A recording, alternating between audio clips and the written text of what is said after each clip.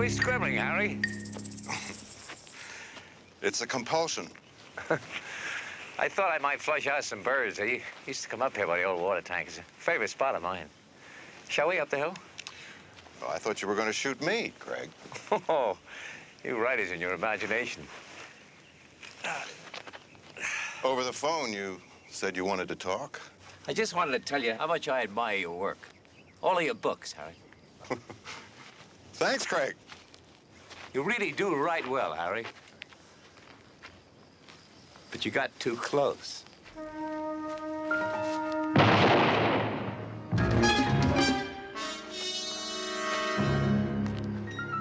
The main reason that I came here to Los Angeles was for this book publishing convention, Mr. Jones.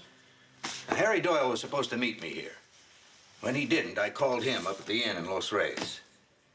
When was this, Mr. Randall? 3 days ago. Now, the desk clerks keep telling me that he hasn't checked out. But nobody's seen him for the last 10 days. And I got to get back to New York. What would he be doing in Los Reyes? Soaking up atmosphere for his new book.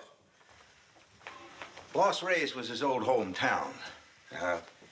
He kept sending us pages as he finished each chapter.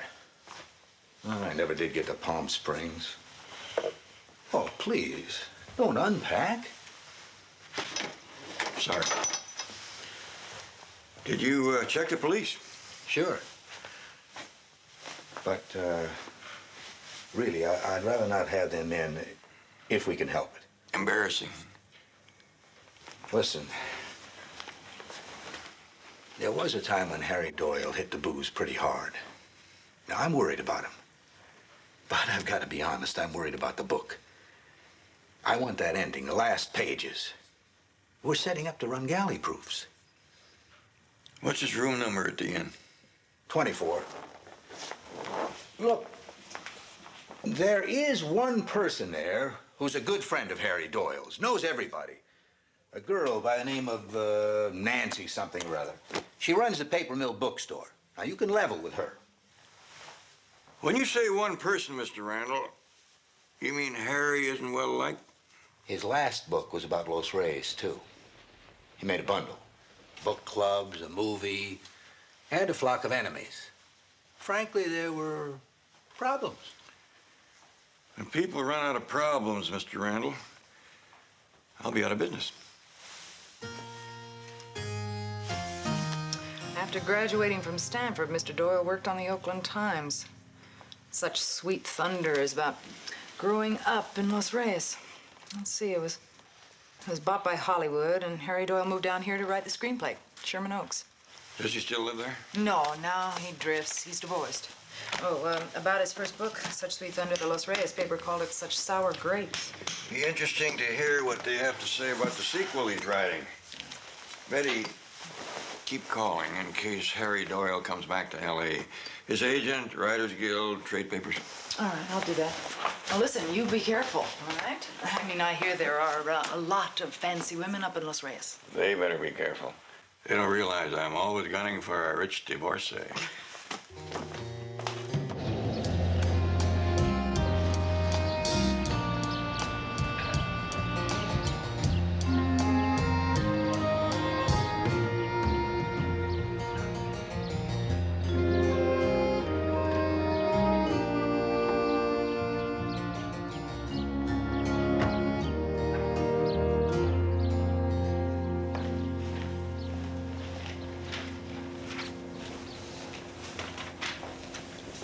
Barnaby Jones, I called in about a reservation. Oh, yes, Mr. Jones.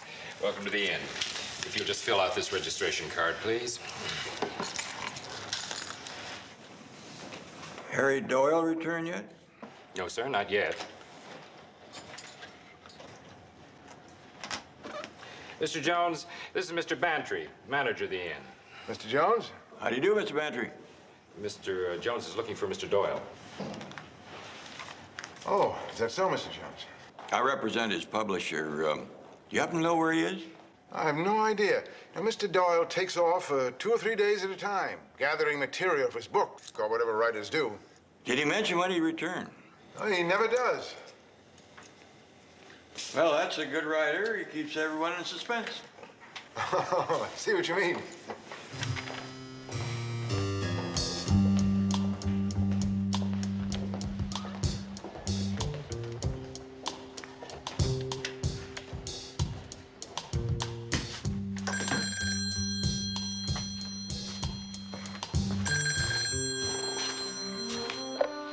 Hello. Craig, it's Roy. Yes, Roy. You said call in case anyone came around asking about Doyle. Well, somebody just did. Name is Jones. Well, that tells me a lot, Roy. Says he represents Doyle's publisher. Figures the publishers would send a man down. They got a big investment. I don't like it, Craig. It was bound to happen, Roy. I told you that. Will you stop whining? Well, what do you want me to do? Just keep your eye on him discreetly. And Roy, don't worry.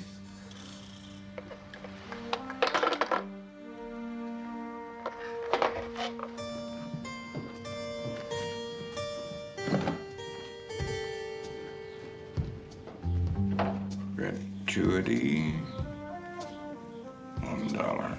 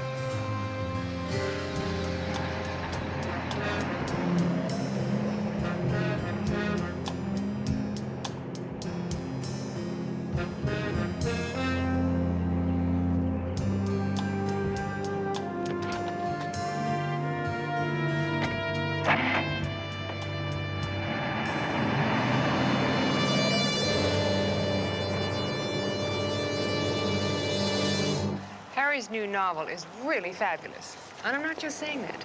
I'm objective. I've got to be to own a bookstore. Harry Doyle's The Sun and Children really lets the air into this town. You mean you've read it before it's even finished? All that he's written. To about page 300, I think. Harry asks me to read his stuff. I guess I laugh in all the right places. Are you his editor then, Mr. Jones? No. I'm a private investigator hired by his publisher. Why? Find Harry and find out where's the rest of the book. A man your age, Mr. Jones? You're a new kind of private eye. That's a nice way of saying I'm an old kind of private eye. Miss Erdmore, to me, old age has always seemed to be 15 years older than I am. Hi, Nancy. Miriam wanted me to pick up that new Alan Watts book. Oh, I'm sorry I'm sold out, but I'll call her as soon as they come in. Say, maybe Craig can help you. He and Harry are old friends. Craig, this is Barnaby Jones from Los Angeles. Craig Woodridge. How do you do, Mr. Woodridge? Jones?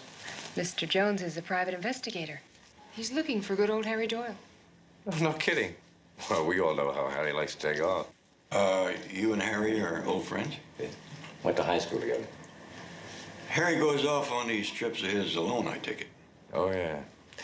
Harry marches to quite a different drummer. Suddenly he'll be driving up to Morro Bay to get a look at those sea otters or backpacking in the Sierras. Shoot, I gotta be going. I work. Say, we're having a little get-together early this evening. Lots of locals. Nancy, you'll be there. Ananitas. Like you to join us, Mr. Jones. Maybe Harry will show up, or maybe somebody there might have seen him. Informal. That's very kind of you, Mr. Woodridge. I'll be looking forward to it. Good. See you, Nance. Bye. A little get-together. Command performance is more like it. You see, it's a ritual in Los Reyes that the last Thursday of every month is set aside for Anita Woodridge's party. She's Craig's great aunt. She receives in the twilight hours, and if you're Los Reyes society, you show up or drop dead. Very hospitable man, Mr. Woodridge. What does he do? Stocks and bonds, and he has this crazy routine about how hard he works. Don't you believe it? How come, if I may ask? Connections. His father-in-law got the partnership for him. Oh, that's Miriam's father. Hey, you pay attention, don't you? Miriam it is. Miriam Drake. And Miriam is not only a beauty, but she comes from just the right people. And there is nothing but money, money, money. Craig's marrying the local heiress is one of those stories everybody sort of knows and talks about. You see, Craig's aunt had a fortune, but she let it slip away. Now, Craig had always expected to live in luxury. But by the time he was out of school, the Woodridge money had run out. Thank you. And so had the Woodridge family line. Then Craig landed Miriam and saved the whole works. What's the matter? Outside of talking too much? Listen, I'm really worried about Harry. I wasn't before, but now you're here and you're looking for him. It's serious, isn't it? Oh, as Mr. Woodridge says, Harry's probably just out looking at otters. Miss Erdmore, unless you have other plans, I'd like to take you to the party tonight.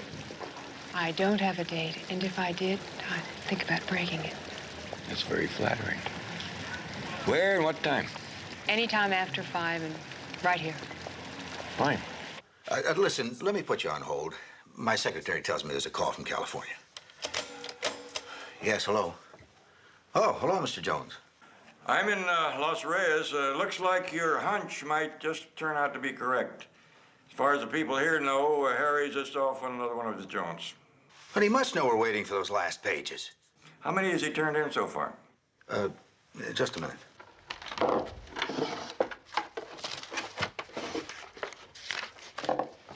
301 pages, up to the end of chapter 12. Why? Yes, that checks with his carbon copy, 301. But that can't be the end of the book.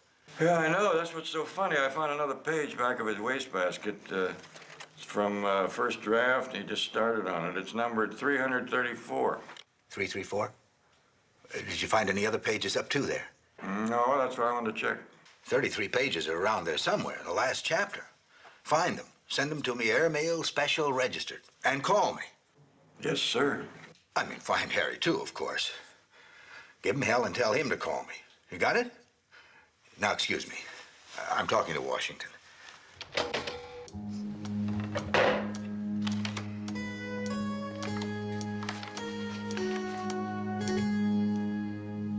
A private investigator, Craig. That's not good. Sneaking into Harry's room? You stop worrying, Roy. Earl knows around for a week. Earn his fee and live it up on his expenses. And he'll go away. What can he find out anyway? I'm playing the nice, friendly, rather dense rich guy for him. Showing him around the club. You think that's smart? Certainly it's smart. Throw him a few curves. I hope you know what you're doing. Yeah. Look at it this way, Roy. This doesn't work. We're just gonna have to go one step further.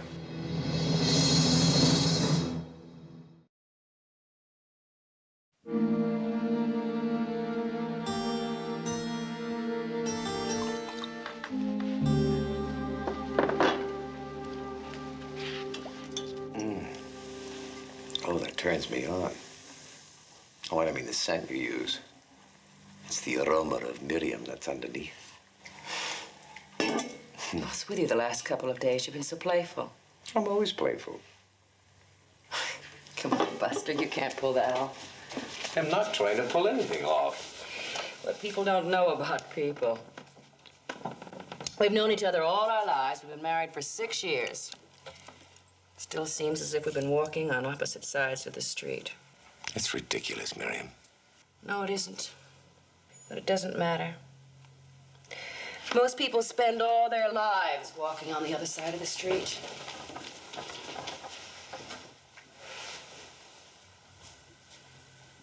I'm sorry, Craig. Oh, don't ever be sorry. I am. I've been thinking a lot about Tom Jordan lately. You're telling me?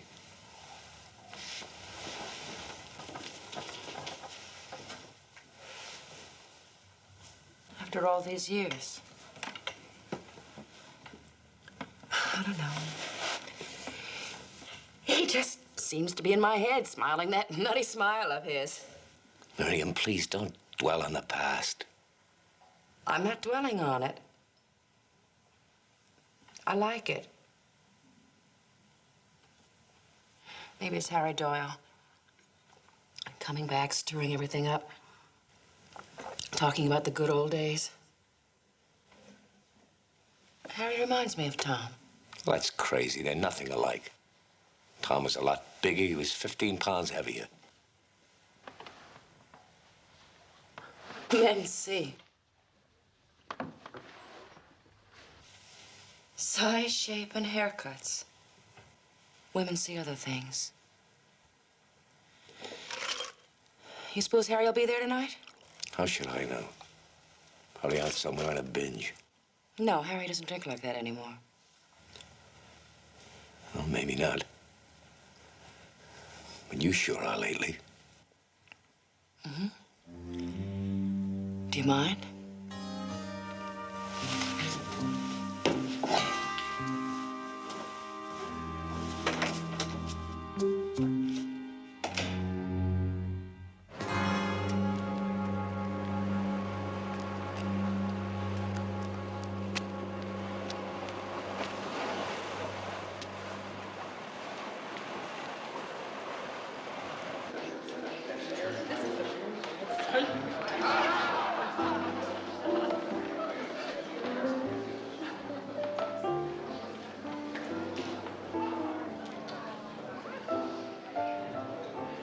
Well, Mr. Jones, here we are at the Los Reyes tribal dance.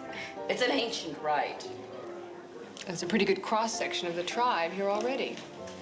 Mike, for instance. Now, Mike is our top polo player. Mucho machismo. but he has a secret. For a long time, no girl over 25 could bring Mike to those ecstatic heights he enjoys so much. Then they had to be 20. And now Mike needs his young girls in bunches. And over there, Mr. Jones, is Louise. The lady known as Lou has an insatiable appetite for lifeguards, beach boys, delivery boys. If you think that Nancy and I are just a couple of witchy gossips, everyone knows. Especially after what Harry did in his first book. Indirectly, of course. Seems to me nobody around here would mind too much if his new book was never printed. Here she comes. Craig's great Aunt Anita. Harry, are you? Of course. And Phil and Helen. Nice to see you, Phil. Helen, I've loved your work for over the years. What's the doll? Aunt Anita has hundreds of dolls. She talks to them. She feeds them. She buys them clothes. I guess she likes them because they don't give her any arguments. Anita's a bit odd, but she's still the matriarch of Los Reyes. How is she, Craig? She asked me about going out on a picnic, which took place about 25 years ago, so I'd say Anthony is pretty much the same. Harry was always fascinated by her. Is she in either of the books? Oh, every one of the old guard is in Harry's book. More or less. Hey, about those missing pages, I was just thinking. Harry works once in a while in my place. Your friend and mine, Roy Bantry, complains that Harry's typing at night annoys the guests. Maybe those pages are in his stuff up there. He's not exactly famous for neatness. Well, could we go take a look now? Want to? What? Leave the party? It's just beginning to roll. Downhill? Jones, what about a little golf tomorrow? Well, if not golf, what about shooting some ski? Well, that's more my speed. Thanks. Great. About 11. Skeet club, anybody at the inn can tell you where it is. You people at Los Reyes are most hospitable. Thank you. Good night. Good night, Miss Woodbridge. Good night, Mr. Jones. Good night. Good night. This 12% wine doesn't seem to be what the doctor ordered. 1 double scotch coming straight from the bar. No criticism? You're a big girl, Mary.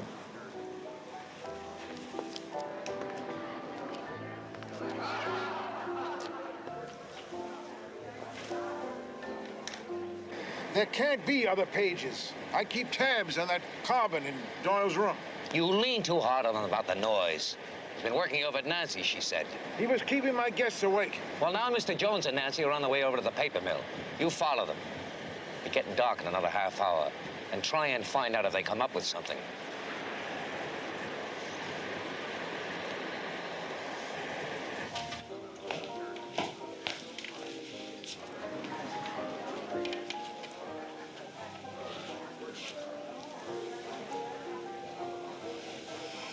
The bar guarantee this to have a bell? I don't think anybody can guarantee your bells any longer. I thought maybe the champagne would do it.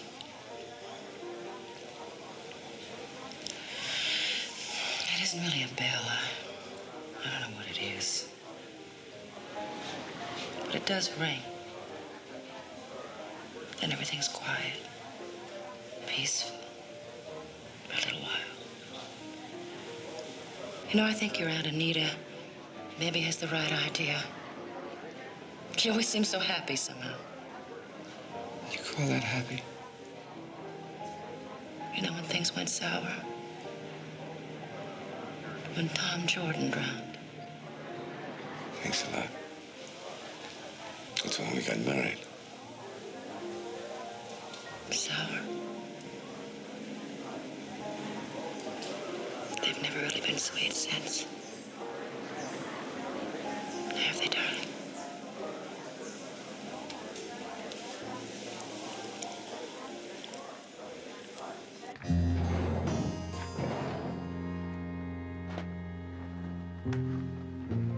Mostly research stuff, looks like.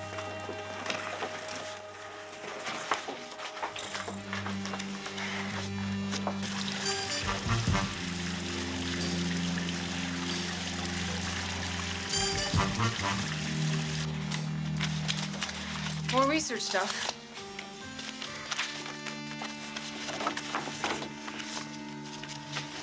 Roy Bantry.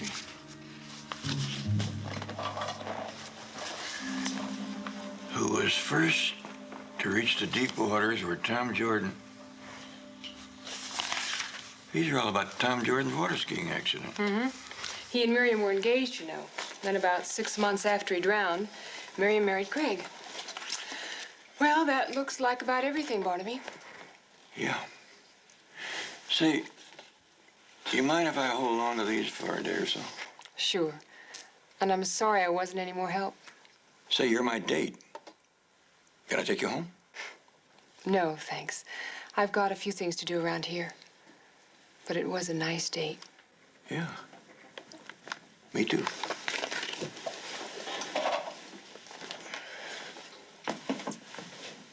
Good night. Night.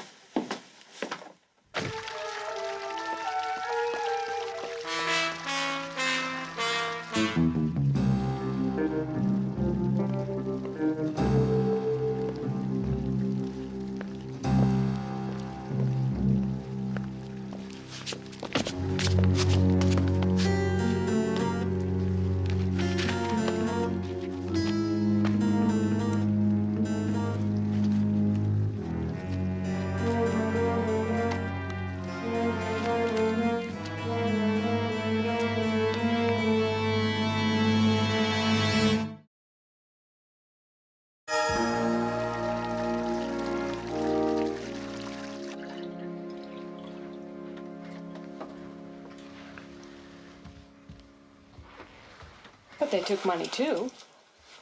Just to cover. You think Craig had someone follow us? He knew we were coming here. And why? But who slugged you? I don't know. Those missing pages of that book must be pretty hot. I've got to find them. These clippings don't mean a thing. Everybody knows the newspaper version. The missing pages might not say anything either. Yeah, they might. Remember Harry talked to my dear old aunt. Your Aunt Anita is all fuzzy. She'll never remember. Oh, don't you kid yourself. That old dame still has her moments of clarity. So what do we do? Watch, Jones. He's in Harry's footsteps.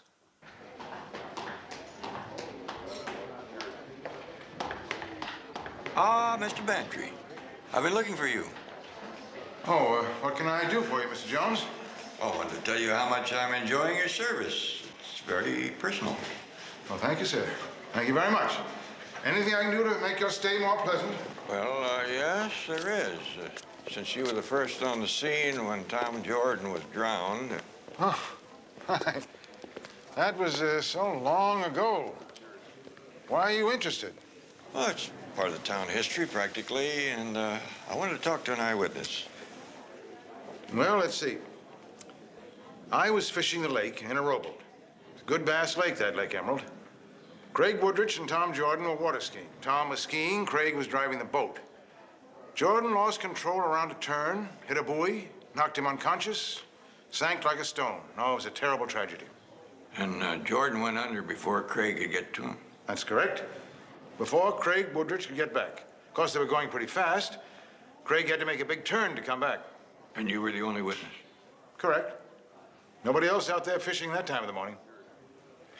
Newspapers at the time said that you were working as a clerk in a liquor store. Oh, I've had lots of jobs. Food, beverages. Now you're an innkeeper. Right? With a place of your own. It is your own, isn't it? Fee title, according to your record, paid in full. It's quite a success story. Well, pays to work hard and save your money.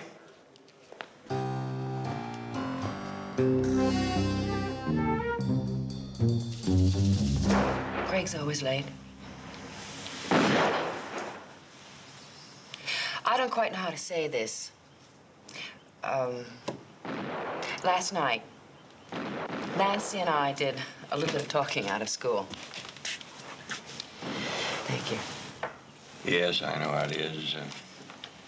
Sometimes there's a lot to be said in a lady's favor, but the other's a lot more interesting. I wanted you to fill me in anyway. Not that I like to poke around in the past. Oh, I just got back from there. What can you tell me about the water skiing accident? Harry asked me all about that, too. Listen, where is that guy? Does anybody know? Not a clue. I didn't see it. I was taking a tennis lesson when it happened. And when Roy Bantry called from the dock for more help, we all rushed down.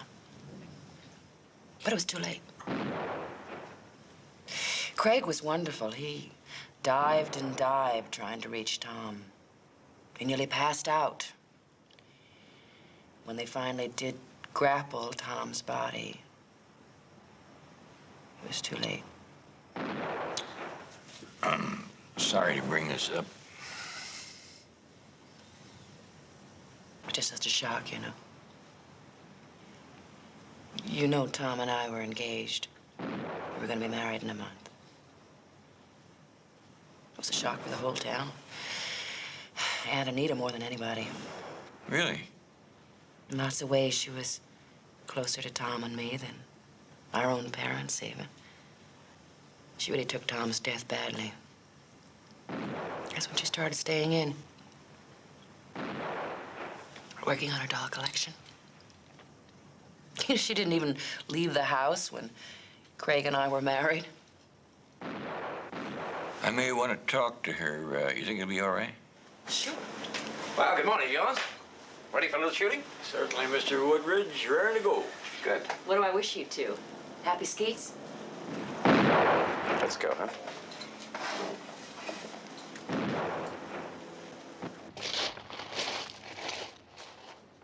Oh, is that what you're having straight? It's good for the eyesight and reflexes. I must say you have quite a background for an investigator, Jones. Graduate school, degree in forensics. You checked me out. Had to. It's a private club. Well, Mr. Woodridge, degrees are nice to hang on your wall. I'm glad I have mine, but I've always tried not to let book learning interfere with my education. Shall we get after these clay pigeons? That's what we're here for.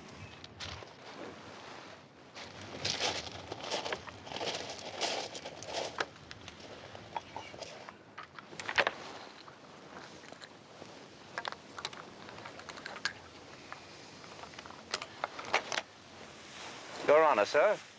Thank you. Pull! Good shooting, Jones. Pull! You're not bad yourself.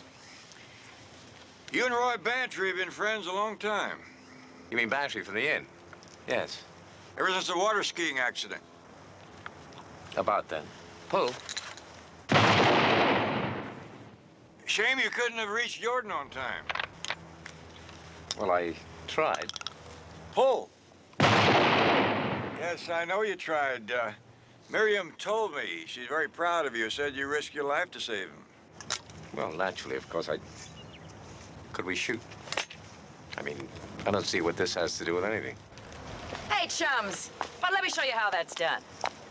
Are you crazy? You want to kill somebody? Come on, Craig. Let me have a go at it. Miriam! Here, hold my drink. Quiet. Oh, oh. Oh, that beautiful scotch. Why don't you go sit down? Thought you knew my great-grandmother was Annie Oakley. Go on back to your watering hole. I'll get some more shells.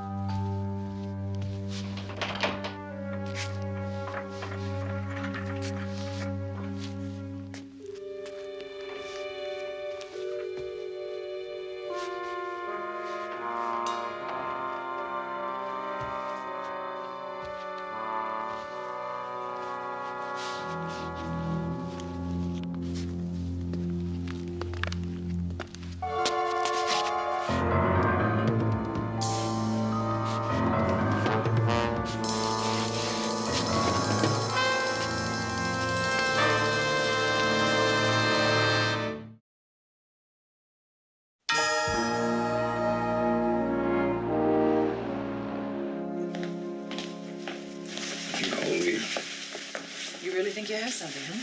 Could be, could be. Jacket. Jacket.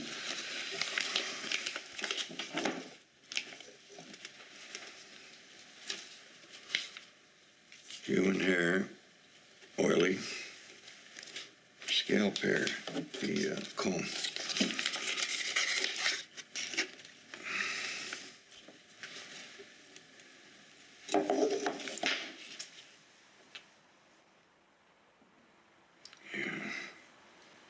One from the comb fell out naturally, the other one was pulled out. You notice on the hair that was pulled out, that's the one on the top.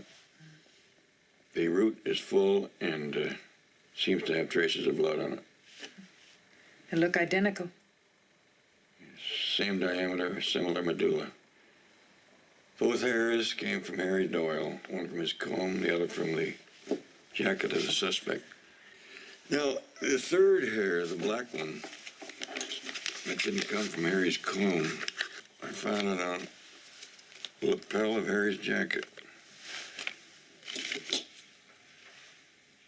Human hair. Funny, it's not oily. Cut on one end, something, not a root on the other. Oriental hair. Perfectly round, definite medulla. Well, that's why their hair hangs so beautifully.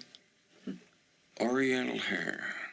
Cut on one end, something, not a root on the other.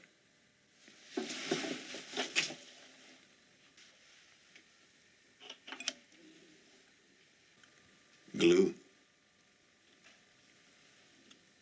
Doll's hair.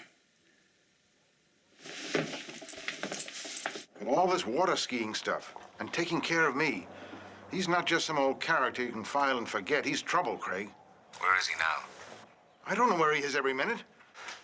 I'm going out to my Aunt Anita's. You let me know as soon as he gets back to the inn. Craig, I have a business to run. Bantry, you do as I tell you to do. What is this with you and Roy Bantry? What's going on? There's nothing going on. Well, where are you going? Out. When will you be back? I have no idea. Are you gonna look for Harry? I'm not really interested in Harry. Craig, where is he? How should I know? You get off my back about Harry. You do know. Why won't you tell me? Hello? Oh, Miriam. Is Craig there? No, he isn't. Has he left for his aunt's house yet? He didn't say. Oh. Well, thank you, Miriam. Goodbye. Goodbye.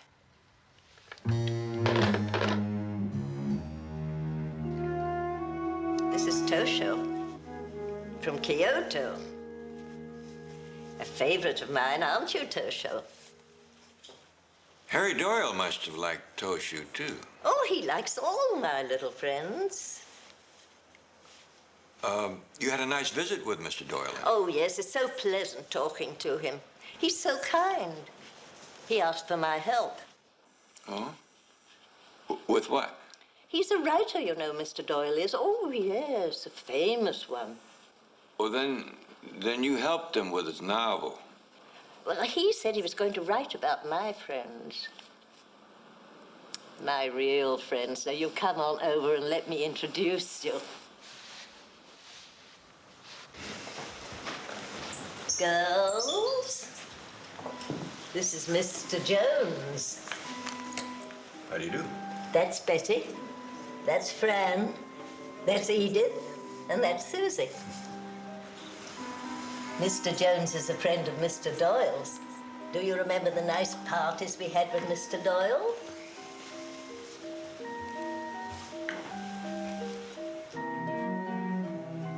Mrs. Woodbridge. Who's this in the bed? The young man.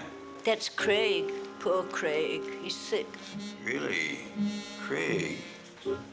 Why is he sick? The doctors don't know. The terrible thing is that Craig doesn't even know he's sick. Now, I'm going over the master bedroom. Will you excuse me if I... Surely.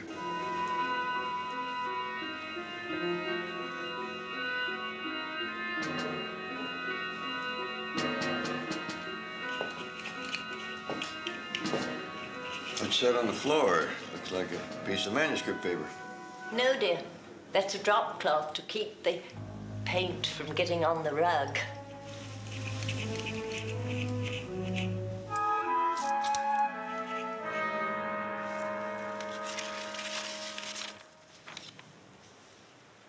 This is one of Harry Doyle's manuscript pages. Oh, dear. Oh, I didn't realize. I thought... Did I get any paint on it? Yes, a little, but it doesn't matter. Do you have the rest of the pages? Yes. Mr. Doyle said he wanted to be perfectly sure about... It was somewhere here. Mr. Doyle and I are working on it. He was going to be back, Wednesday. Yes, next Wednesday.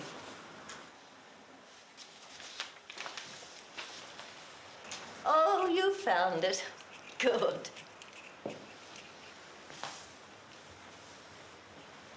Oh, do you mind if I read it? Why, of course not. It's beautifully written. Just make yourself at home.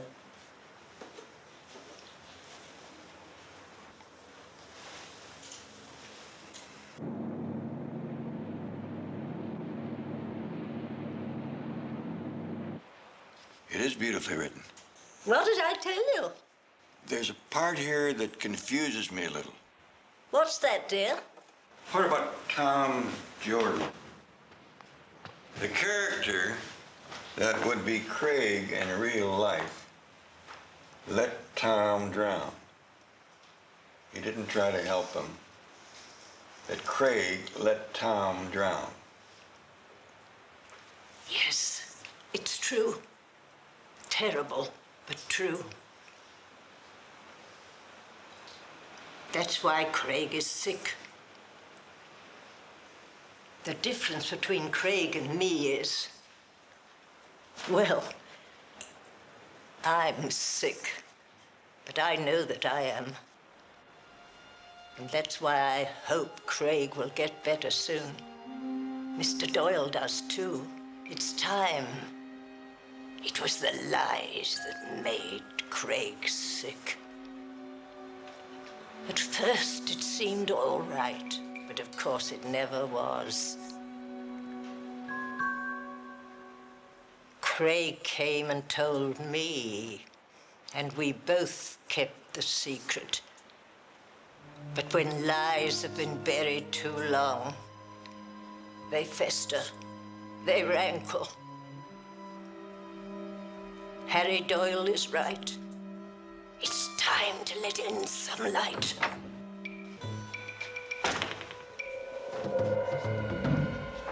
Yes, but not now, Auntie. Mr. Jones and I are going to hunt some pheasants. Oh, wonderful. We haven't had any fresh game in such a long time. Good hunting. Yes, of course, you go on with what you're doing, Auntie. Oh, my, yes, I've got all this wallpapering to do. Of course.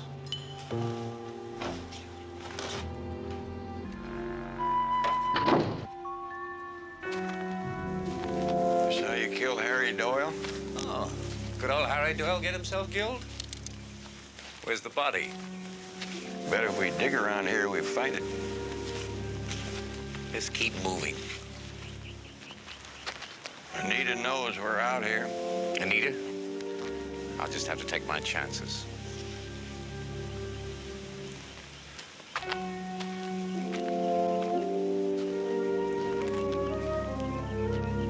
Right there.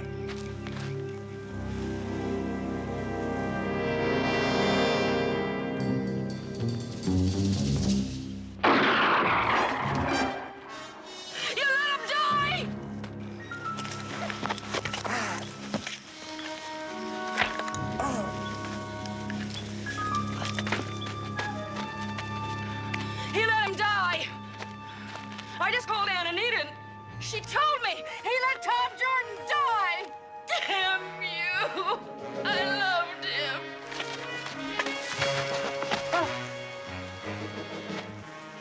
Shooting's all over now. That's sure a lousy way to get a novel written. Yeah.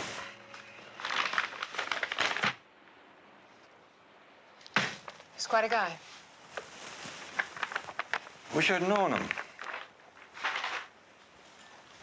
Do you have to go back right away? No. How would you like to go up to Morro Bay and see if we can find some sea otters?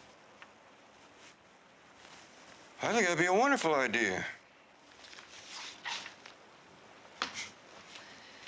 You know, I may never come back to this darn town. Let's talk about that on the way. You know, there's something about looking at the ocean when you're thinking about your problems that makes them seem, well, not as big as you thought they were.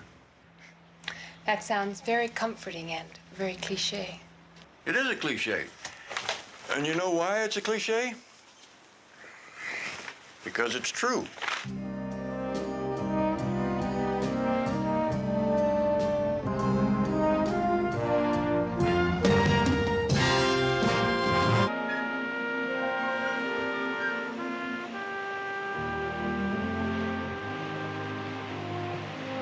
I was told you were a man who lived well down here in Mexico, Mr. Philippe. Yes, I live well in Mexico. I live well in Beirut. I live well in Hydra. I live well in Miami. In fact, wherever I have a passport, I do live well. Very well, I'd say. You like my little sanctuary? I'm pleased. Some of these flowers are extremely rare. You see, plants are my hobby. It follows. After all, the poppy is a flower, isn't it? Oh, it's a lovely, lovely flower, Mr. Stevens. It's beautiful and profitable, a rare combination, wouldn't you say? Mr. Felipe, a business point, if I may. Yes? You take responsibility for delivery. When the shipment is in my hands in Los Angeles, then I turn over the $1 million to you. No, I would prefer to remain comfortably here in Angelica for the time being, with my flowers. My man Kirk will make the trip up north with your man... Cole. Cole, of course. When all is done, Kirk will accept the payment. And now the performance. It has become an expert chess game nowadays, delivering heroin. Our governments, they're checking the airplanes, the ships, the border traffic. They even search every vehicle that crosses, every one of them. But watch, Kirk.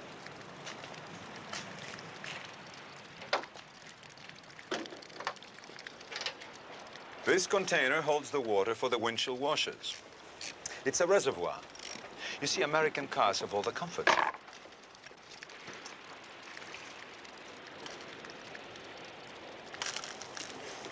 The heroin.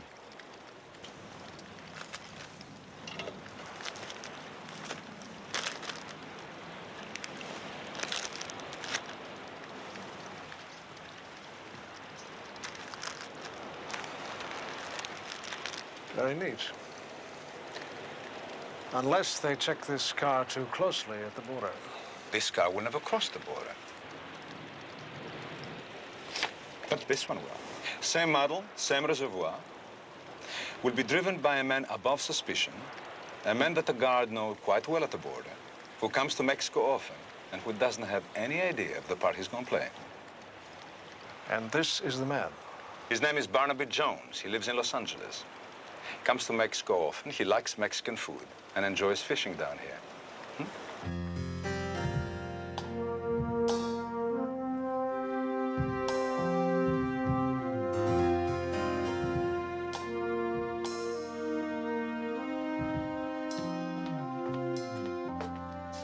If I could just get this catalyst working properly, I could develop a compound that would crystallize the faintest trace of oil from our fingers on any kind of a surface.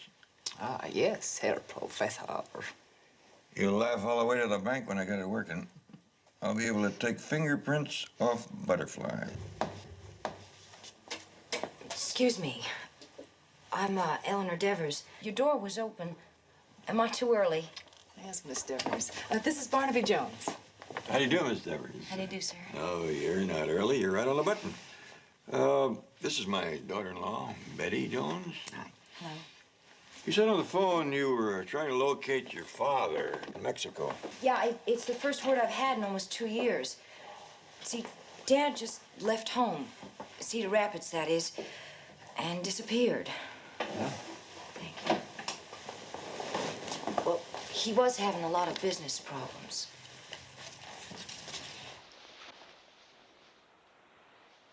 Thomas Devers, age 44, height. You see, he's the only family I have. I just didn't have anything to go on until I got that letter I told you about from a woman who used to be my teacher. She'd seen Dad in Angelica out on the fishing pier. Mrs. Wiggins is her name. She was in Mexico on a sabbatical.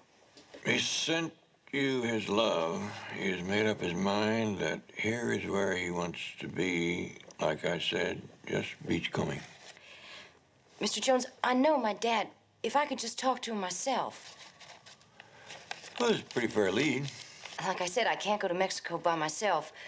I don't speak the language, and, well, you know, a girl alone. When do you want to go? Right away? I'm all packed. I have my suitcase in my car down in your garage. Well, that's right away.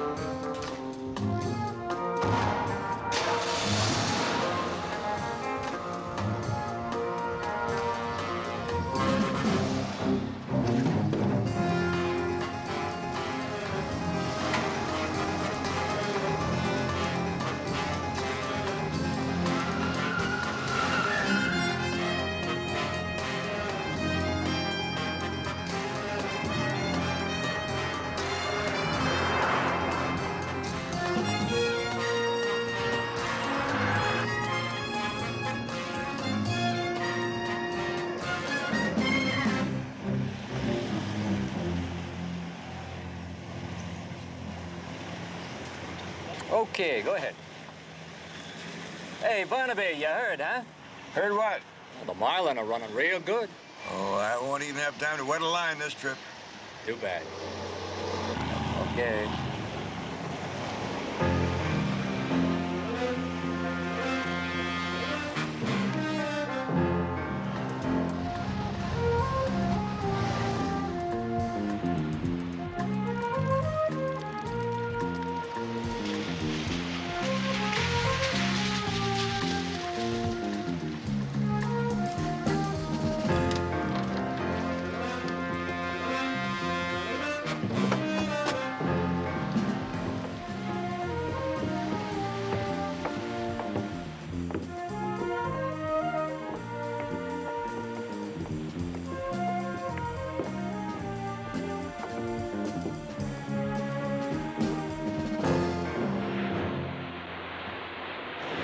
Senor.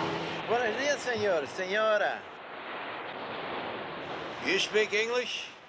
Yes, good fishing today. Nice weather. Yes, it is. We need some help. Good fishing. Yes, sir. Have you ever seen this man, senor? Sí. Oh, then you know him. ¿Dónde está el hombre? Oh, usted habla español, señor. Sí, él está por allá, sí. No, speak in English. Anglais. He come once a week. He fish. Tomás. Do you know where he lives, sir?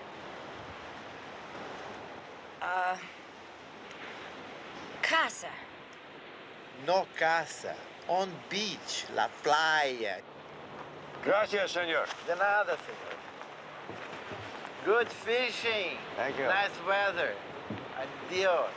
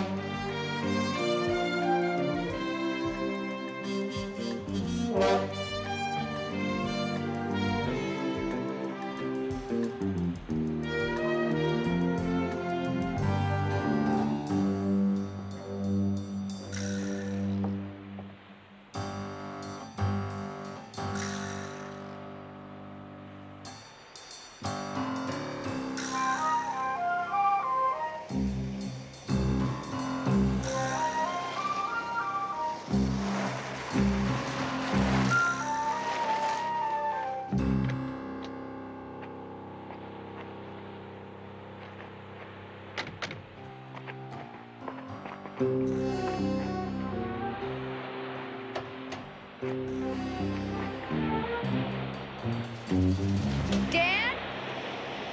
It's me. Ellie, how did you get here?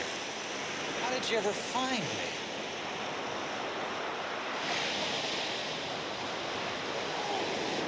There was a letter from Mrs. Wiggins. Well, I found you, and that's all that matters. Oh, I'm sorry. This is Mr. Jones. He helped me find you. Got it. Mr. Jones? I guess I have to say thanks. Well, you two probably have a lot to say to each other. I'll just take a look around. I'll see you later, okay?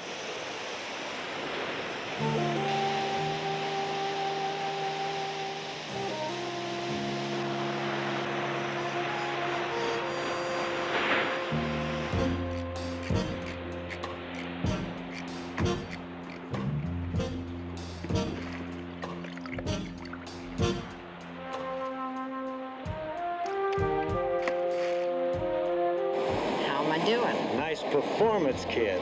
You like the wardrobe I'm wearing? I'll just be glad when it's finished, whatever it is. Kid, I don't ask questions. I just take the dough.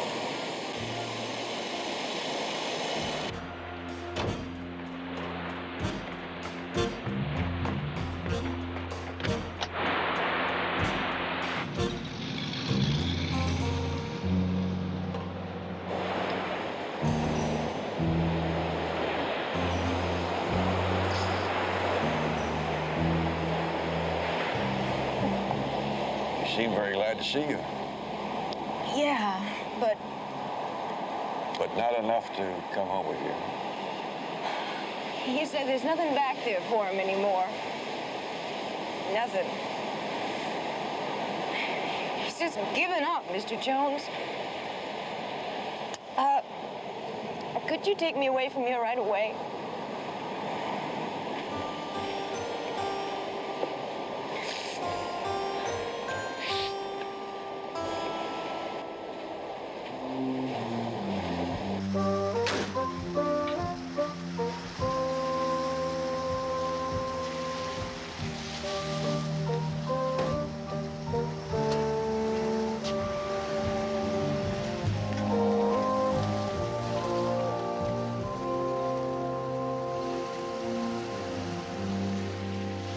Why are they stopping everybody?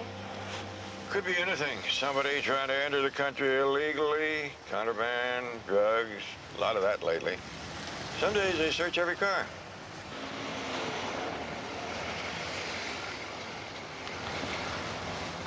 You an American citizen, sir? Yes, sir. And you, miss? Yes, sir. Would you mind opening the trunk for me, sir? I don't know.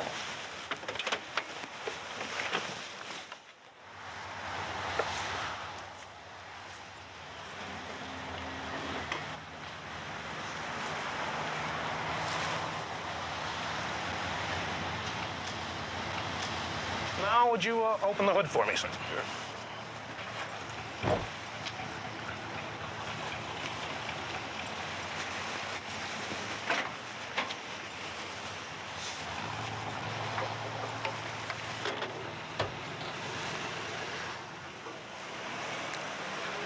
Fishing that bad, Barnaby? Found one, but he got away. Hey, Church, he's a good gringo. Okay, Barnaby, go ahead. Thanks, I appreciate that.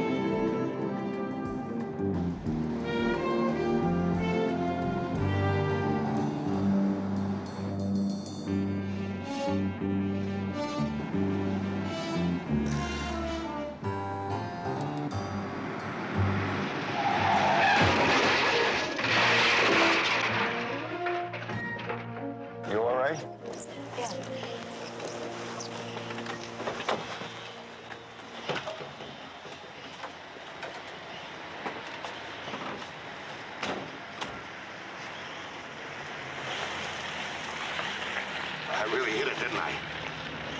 I'm sorry. Are you two okay? Okay. It was all my fault. I wasn't even looking. I was thinking about something else. That's a good way to drive.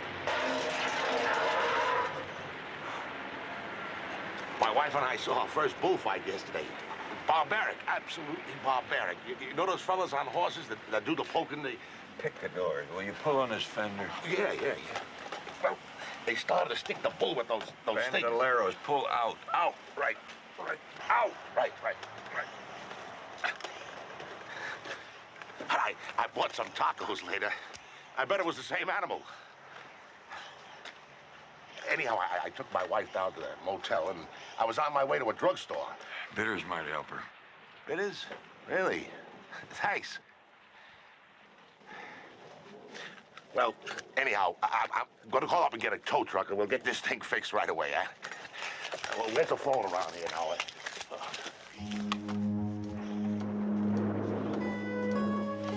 Sure you're all right? Yeah, I'm fine.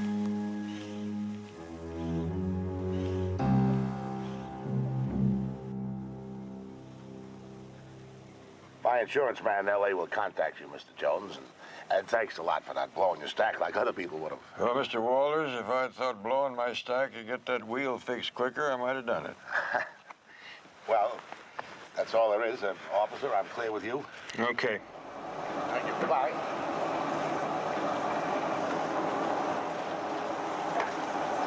Any problems? No sweat.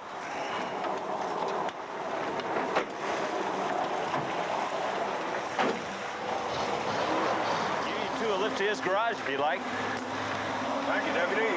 Trevor?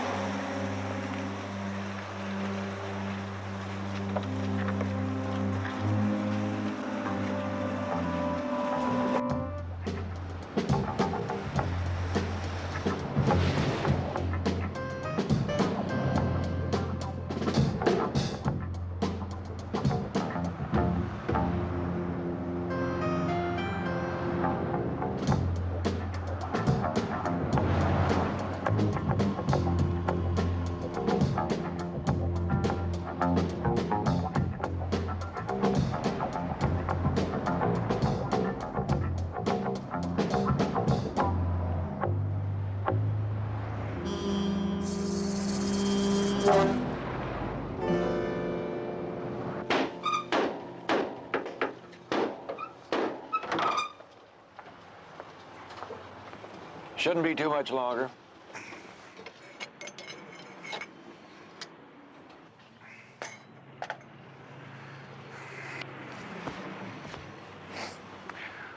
Well, about $20 for labor and $15 for the tow ought to get you on the road. Okay. Can I have a receipt? You bet. I guess that comes under the heading of expenses, huh? We'll work it out.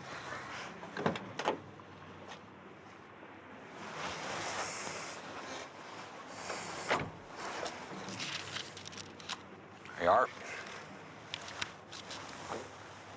Thank you. You're welcome.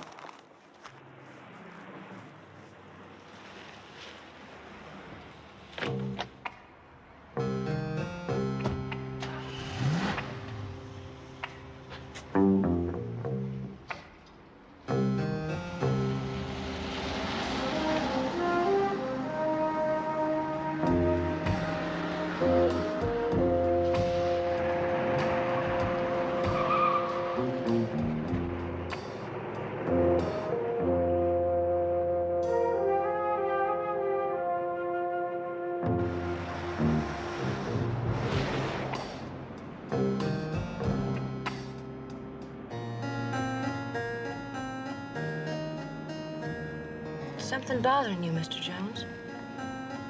That green car's been following us ever since we left Mexico.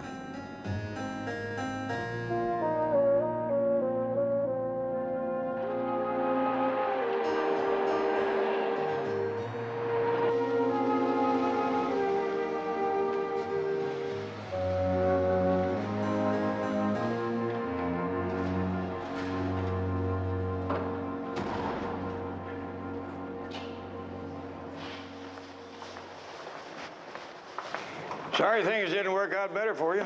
Good luck. Well, I tried, and that's the main thing. Thank you, Mr. Jones. If you're ever in Cedar Rapids, you look me up, huh? I just might do that.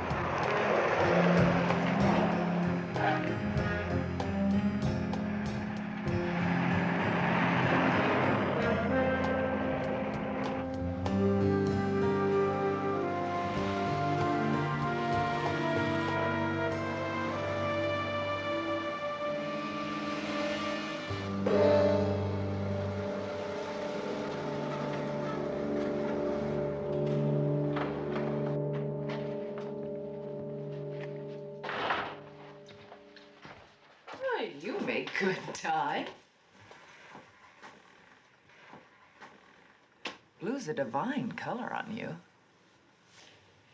Yeah, except it doesn't match my red face. What? What happened? Did you find the girl's father? We found somebody, but I'll bet you a chocolate soda it wasn't her father. What? Later, let's see what this tells us. Don't get any fingerprints on this stuff. Lipstick, compact.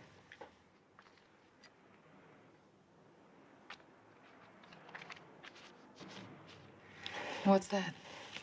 Looks like a Keno slip. Gambling. Oh, there's a pill box with the little white pills in it. What kind of pills? I don't know. Come on, Barnaby, tell me what happened. I think I've been had. Used. You? Yeah, the old gray fox. A chump. Well, how? By whom? I don't know. I don't know why yet. No, if I was a courier, The car. Be right back. Well, Barnaby, what? Barnaby, wait.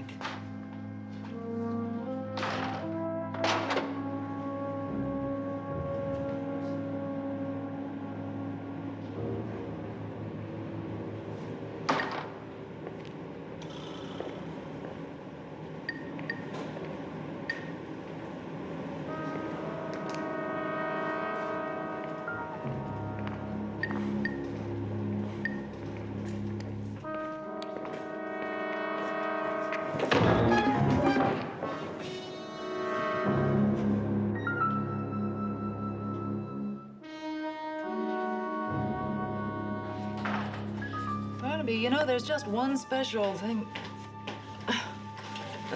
Hi, Paul, how are you? Fighting my old bug like everybody, Betty.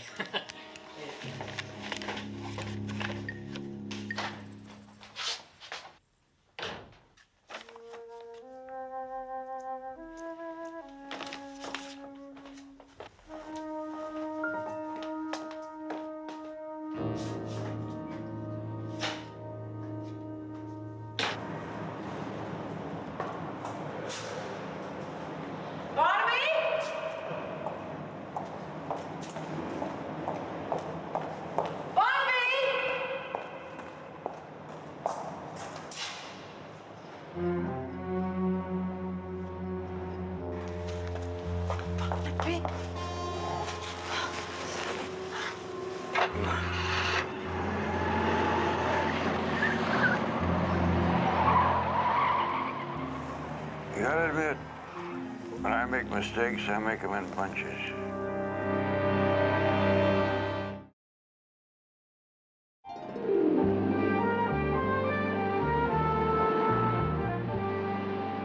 If they were after me, they've had their chance. It's got to be the car. Will you be sensible and be quiet and stop thinking about it? Dr. Reynolds says you're lucky enough as it is. Dumb luck make that.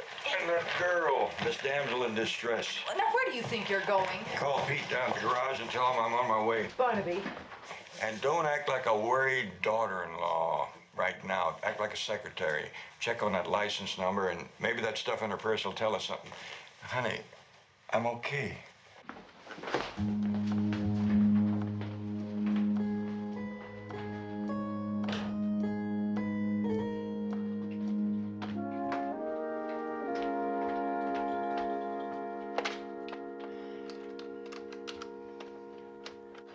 Well, there's no doubt about it, Mr. Jones. There's some scratches here and there, wrench marks. And one hose connection loose on the container for the windshield washer fluid. Thanks, Pete. What's this all add up to? Drugs. Heroin, probably. Huh? Nothing. Thanks, Pete. The alkaloid content of the pills in her purse is diamond hydronate. What's that? Dramamine. Oh, for motion sickness. Yeah. Funny, you didn't seem to need any on the ground. For a plane, maybe? A boat? Where's the DMV report on the license? It's registered to a man, a Harvey Conwell, 311 Fountain. There's no telephone in that name. Oh, and this Keno sheet. It's from a downtown Las Vegas casino. She does all kinds of gambling. 615720. Cards marked in ink. This number is in lipstick. Yeah, I thought possibly she used it to make a note for herself. Telephone number, maybe? Not in 6 numbers. Betty, get me Sunwest Air. Barnaby, you're not planning to go to Vegas tonight, are you?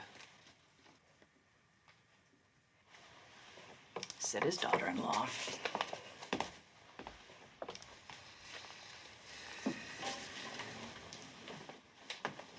"615 could be a flight number, too.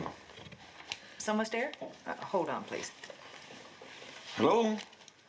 I need some flight information, please. Do you have a flight number 615? Or one leaving at 6:15?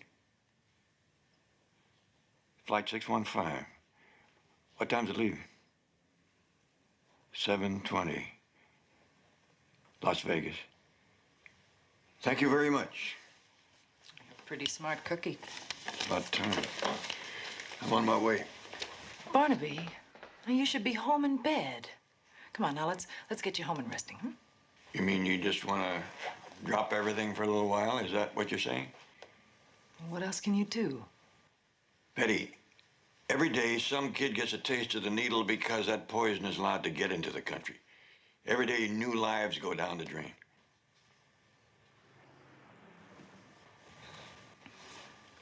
All right.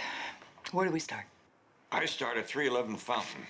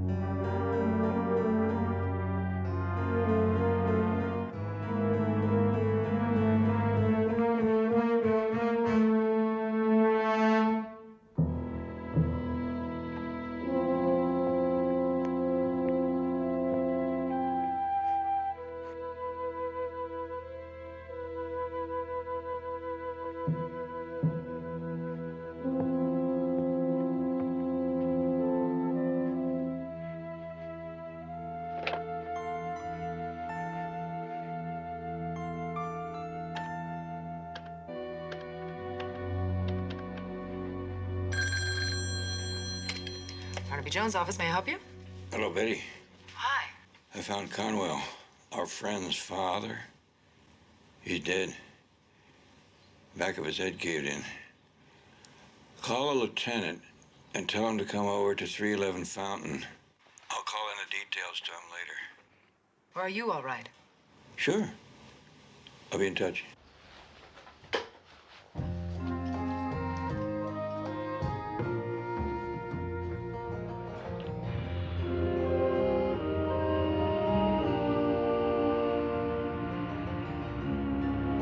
Trans-Western Airlines announces the arrival of flight number 5, non-stop. Well, hello.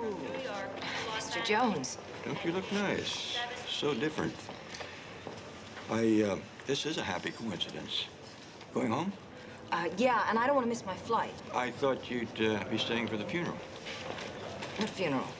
Your father, found murdered, 311 Fountain. I'd like you to officially identify the body, Miss Devereux. Look, Mr. Jones, there's something I have to tell you. You see, the man we saw in Mexico, he's not my father. He's still dead. Actually, he's a friend. I stay with him sometimes when I'm modeling or acting in L.A. He's an actor, really. A dead actor. Harvey Conwell. Okay. You're a clever dude. You figured a few things out. But you've been paid, and that's all there is to it, Mr. Jones. Not quite.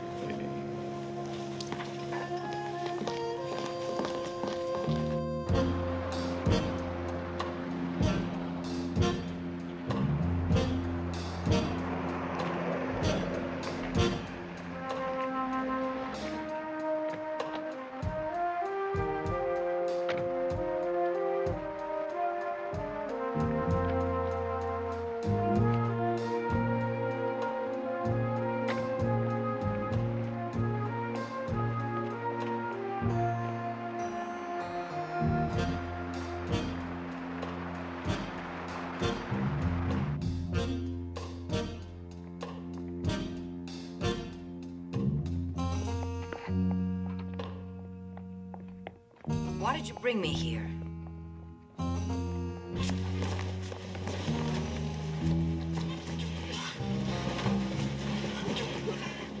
Well, let's see what we have here. Looks like a classic case of withdrawal.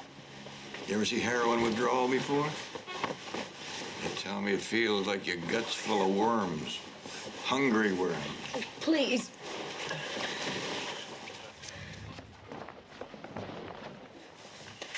I see this young lady has OD'd badly.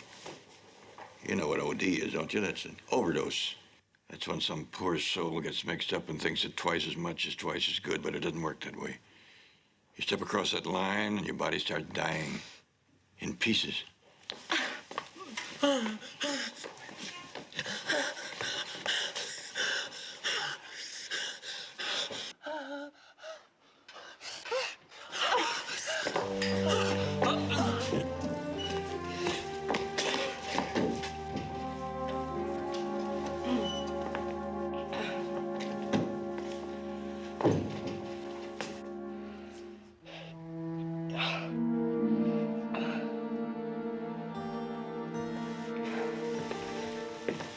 Mr. Jones.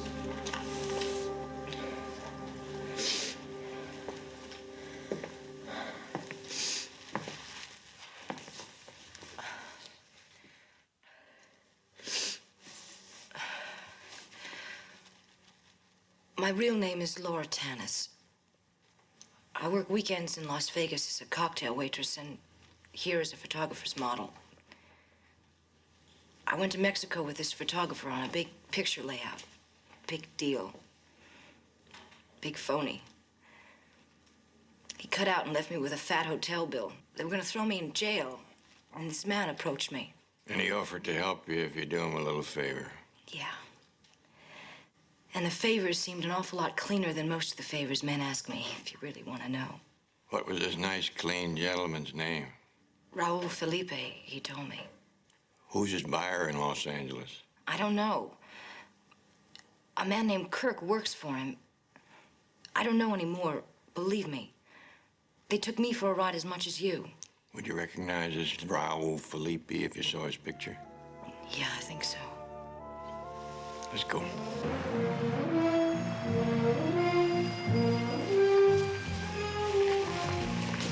Where are we going?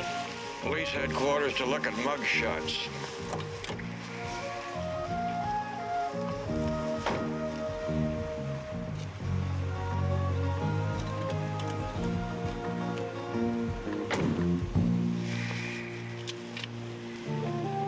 Mr. Kirk, I presume. You got it. Now drive.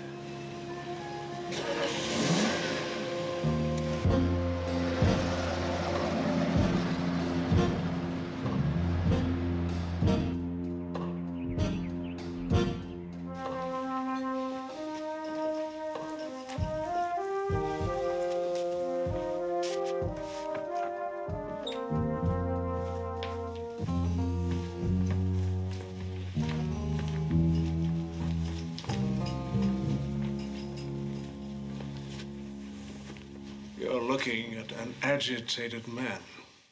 I'll be direct. I want it back now. I'm not following you. What do you want back? You switched $1 million worth of my heroin. It belongs to me. If you want to go on living, give it back.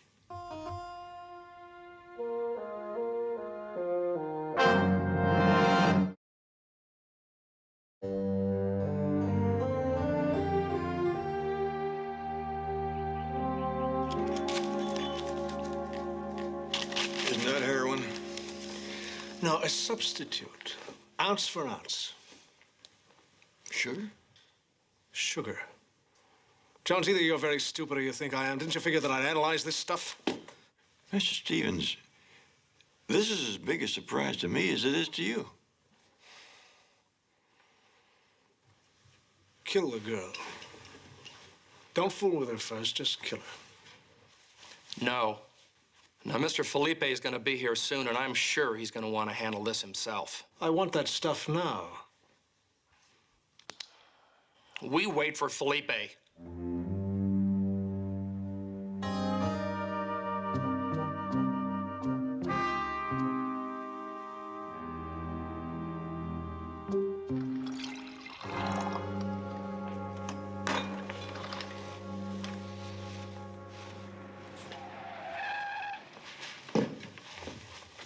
You stay here with them. Stevens, you don't give me my orders. Felipe's going to want to talk to me. All right. You'd be idiots to try anything.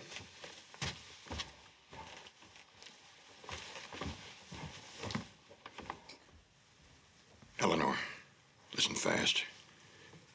We left Mexico with a fortune in heroin. Somewhere between here and there, somebody double-crossed somebody. But who? They think it's us. That's right. I want them to keep thinking that. Now, Eleanor, if you've ever acted in your life, act now.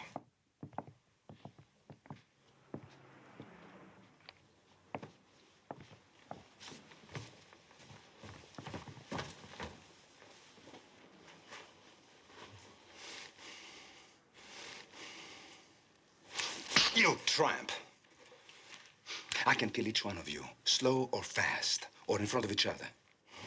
But I've already wasted too much time eliminating your father. You're far beyond your depth. And you're an old man. I want answers, and I want them now. I'll give you answers. Well, I'm glad you're not so old that you've grown foolish. Where is it? I've got it. On the way to Mexico, the lady confided in me, and we decided to turn a quick profit.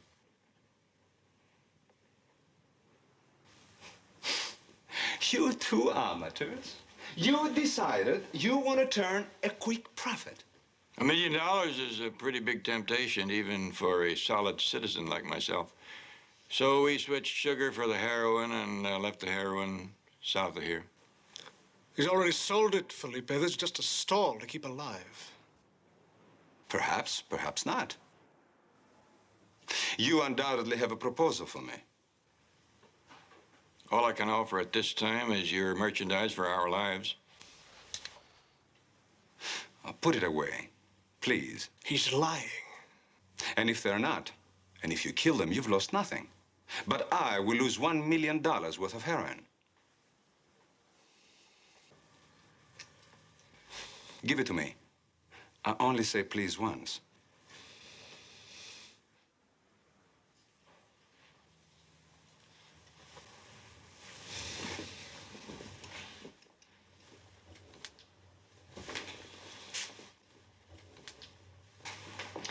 You will take us to it. And believe me, if you are stalling, I will give Mr. Stevens back his gun. Seems fair. Good. We will take my car.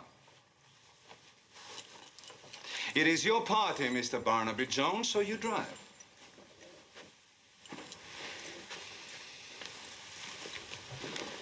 You two, you wait for me until I telephone.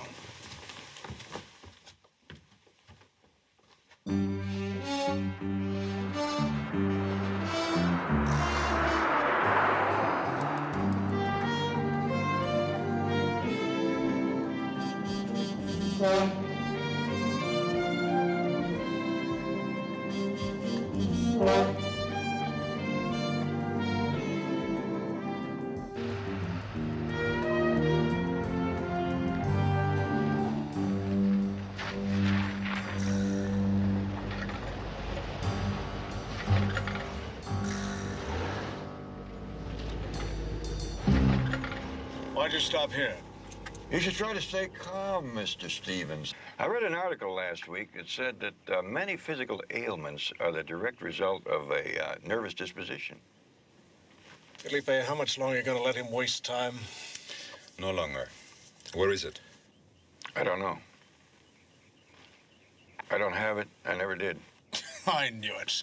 That's a poor choice of words, Mr. Stevens, for a clever man. The way he said, I knew it. Well, Mr. Felipe, how could he know it? Come clean, we don't have it. That just leaves you, too. And, how could Mr. Stevens be so certain I was lying unless he has it himself? He's crazy. He's playing games again. The way I figure, the switch had to be made while our car was being towed to that service station. Your men, Cole and Kirk, had us under observation for every second, except for 1 minute while we were going through a tunnel. How much more of this garbage you going to listen to? A little bit more. It cost me nothing. And the story's fascinating. One more question. How do you set up something like that unless the accident is arranged and Mason, the tow truck man, is in it all the way? That character with a bellyache and the cameras, that whole scene. Yes, that really rankled. Expensive cameras. He ran around banging them together like he didn't know the difference between a lens cap and a light meter. A real camera nut would never treat his equipment that way. He didn't even take any pictures, just as insurance in case I sued later. No, those cameras were just props. And, of course, he was the one who called the tow truck. Am I filling in any holes for you, Mr. Stevens? Maybe we can sell this to the funny papers so the trip shouldn't be a total loss. Come on, get it over with. I can suggest a way to get it over with once and for all. Please do, Mr. Jones. Why don't you have Mr. Stevens take a little walk over to that station? We'll watch and see whether he's greeted as a stranger or as an old friend. Please? To set my mind at ease and to end all that distrust.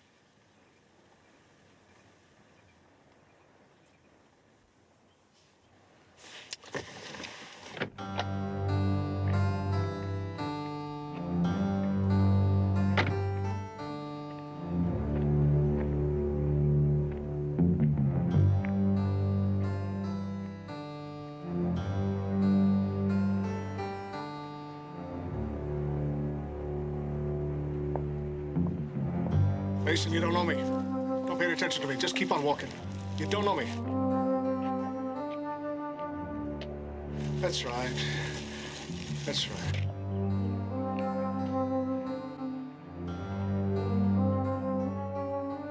lose, Mr. Jones. No, I win. Steve! What are you doing back? Behind me!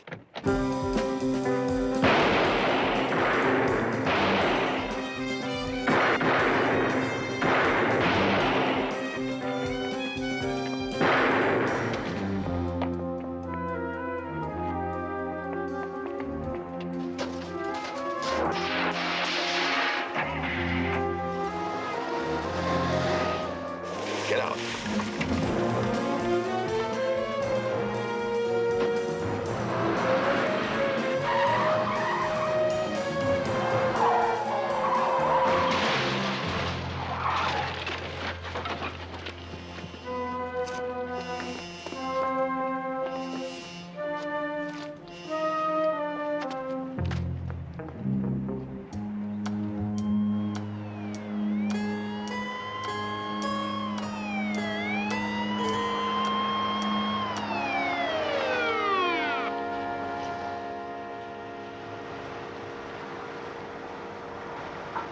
I think we stopped the whole shipment.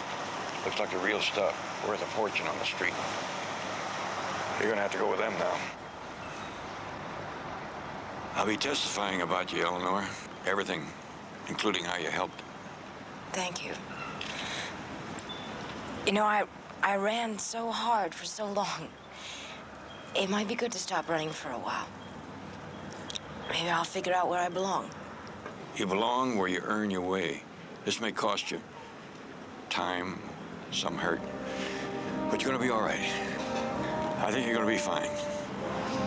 Thanks.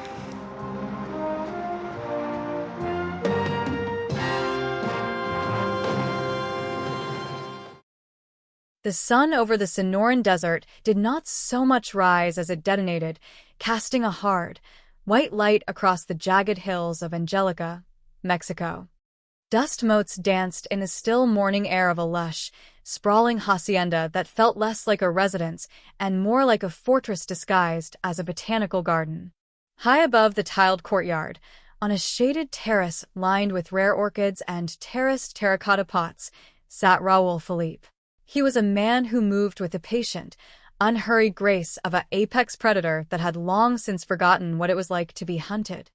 Clad in tailored linen, he held a delicate silver watering can over a cluster of vibrant crimson blossoms, his eyes fixed on the flower with the reverence of a scholar.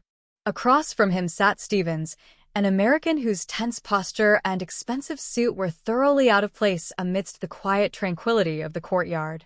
Stevens shifted in his iron chair, his eyes darting toward the armed guard, Cole, standing stoically by the archway. "I was told you were a man who lived well down here in Mexico, Mr. Philippe," Stevens said, his voice carrying the faint, clipped urgency of a man who dealt in high-stakes numbers and disliked waiting. Philippe did not immediately look up. He poured a tiny, measured stream of water onto the soil of a potted plant before setting the silver vessel down on a glass table. "Yes, I live well in Mexico," Philippe replied softly, his voice smooth and utterly devoid of strain. "I live well in Beirut, I live well in Hydra, I live well in Miami. In fact, wherever I have a passport, I too live well." Stevens leaned back, letting out a dry, appreciative exhale. "Very well, I would say." Philippe gestured with a ringed hand toward the surrounding courtyard, where exotic flora from 4 continents bloomed in controlled, geometric perfection. "You like my little sanctuary? I am pleased.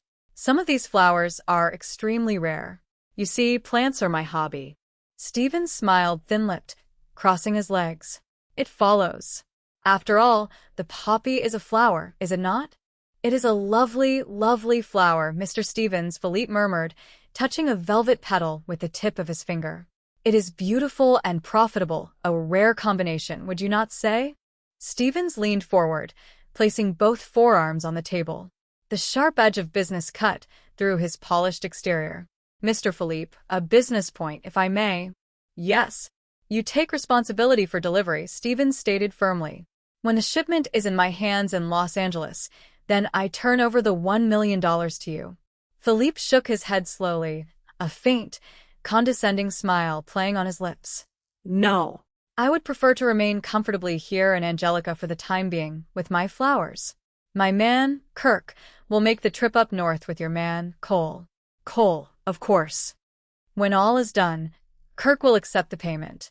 Stevens narrowed his eyes slightly, but nodded. Fair enough. But the border is tight. Tighter than it has ever been.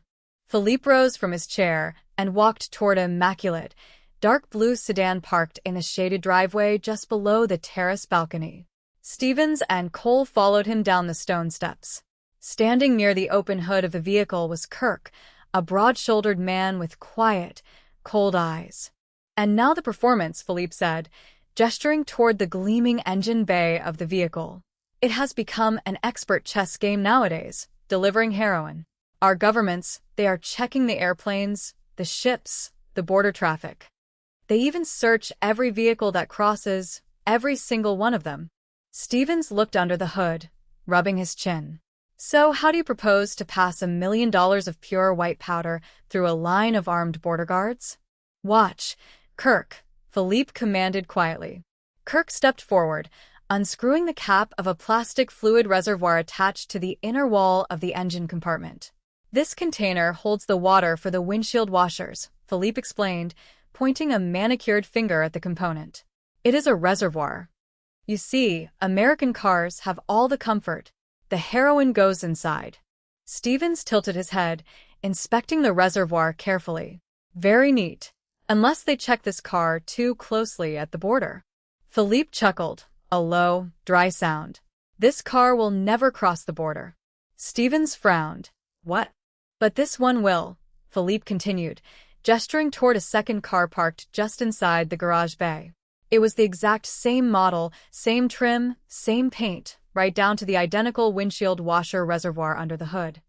It will be driven by a man above suspicion, a man that the guard knows quite well at the border, who comes to Mexico often, and who does not have any idea of the part he is going to play. Stevens stared at the second car, a dark realization dawning on his face. And this is the man? Philippe pulled a thin manila folder from inside his jacket and tossed it onto the hood of the car. Stevens picked it up and opened it. Inside was a photograph of an older gentleman with silver hair, a weathered, kindly face, and sharp, perceptive eyes behind a pair of reading glasses. His name is Barnaby Jones, Philippe said softly. He lives in Los Angeles. Comes to Mexico often. He likes Mexican food and enjoys fishing down here. Hundreds of miles to the north, in a quiet, sunlit private investigative office in Los Angeles, the morning was proceeding at a much slower pace. The room smelled of old paper, polished oak, and fresh coffee. Barnaby Jones stood at his workbench near the corner of the room, hunched over a brass microscope and a small cluster of glass vials. He adjusted a fine-gauge dial with delicate precision, muttering under his breath as he observed a chemical reaction on a slide. If I could just get this catalyst working properly, Barnaby drawled in his familiar, easygoing country cadence, I could develop a compound that would crystallize the faintest trace of oil from our fingers on any kind of a surface. Betty Jones, his daughter-in-law and sharp-witted business partner, looked up from her desk where she was sorting through the morning mail. She offered him a fond, indulgent smile. Yes, her professor. You will laugh all the way to the bank when I get it working. I suppose you will be able to take fingerprints off a butterfly next. Barnaby let out a short chuckling hum, not looking up from his lens. Well now, I do not know about butterflies, Betty, but it sure would save us a lot of shoe leather on these cold cases. Before Betty could answer, the glass front door of the office clicked open. A young woman stepped into the reception area. She was strikingly attractive, with high cheekbones and carefully styled hair, though her posture betrayed a deep, underlying nervous energy. She clutched a leather handbag tightly against her waist. "Excuse me," she said softly, her voice trembling slightly. "I am Eleanor Devers." Your door was open. Am I too early? Barnaby stepped away from his workbench, wiping his hands on a clean cloth as he offered her a warm, reassuring smile. "Yes, Miss Devers. This is Barnaby Jones." "How do you do, Miss Devers?" Betty said, stepping forward with a welcoming gesture toward the leather armchair near the window. "How do you do, sir?" Eleanor said, looking between the two of them. "Oh, you are not early," Barnaby said, walking over to usher her in. "You are right on the button. This is my daughter-in-law, Betty Jones." "Oh, hello," Eleanor said, sitting nervously on the edge of the chair. Betty pulled a pad and pen from her desk. "You said on the phone you were trying to locate your father in Mexico." "Yeah," Eleanor said, taking a deep breath to steady herself. "It is the first word I have had in almost 2 years. See, Dad just left home Cedar Rapids, that is, and disappeared." "Yeah?" Barnaby listened intently, his gray eyes fixed on the young woman with quiet empathy. "Thank you," she murmured as Betty handed her a glass of water. "Well, he was having a lot of business problems. Thomas Devers, age 44, height. See, he is the only family I have. I just did not have anything to go on till I got that letter I told you about from a woman who used to be my teacher. She had seen Dad and Angelica out on the fishing pier. Mrs. Wiggins is her name," Eleanor continued, her knuckles white around her purse strap. "She was in Mexico on a sabbatical. He sent you his love. He has made up his mind that here is where he wants to be. Like I said, just beachcombing. Mr. Jones, I know my dad. If I could just talk to him myself." "Well, that is pretty fair of you," Barnaby said, nodding slowly. "Like I said, I cannot go to Mexico by myself," Eleanor said pleadingly. "I do not speak the language and, a girl alone." "When do you want to go?" Barnaby asked. "Right away," she answered without hesitation. "I am all packed. I have my suitcase and my car down in your garage." Barnaby chuckled dryly, scratching the back of his neck. "Well, that is right away. Okay, go ahead." Betty looked over at Barnaby with a raised eyebrow, a slight smirk playing on her lips. "Hey, Barnaby, you heard, huh?" Barnaby turned toward her with an innocent look. "Heard what?" "Well, the Yellowtail are running real good down south."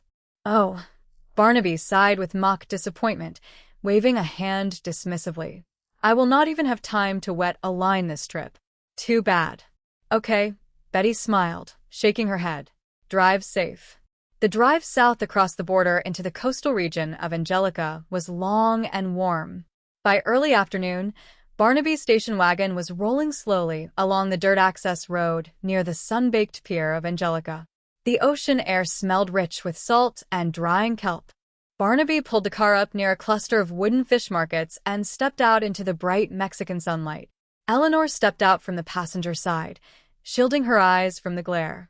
Barnaby walked up to an old Mexican fisherman who was sitting on an overturned wooden crate, carefully mending a nylon fishing net.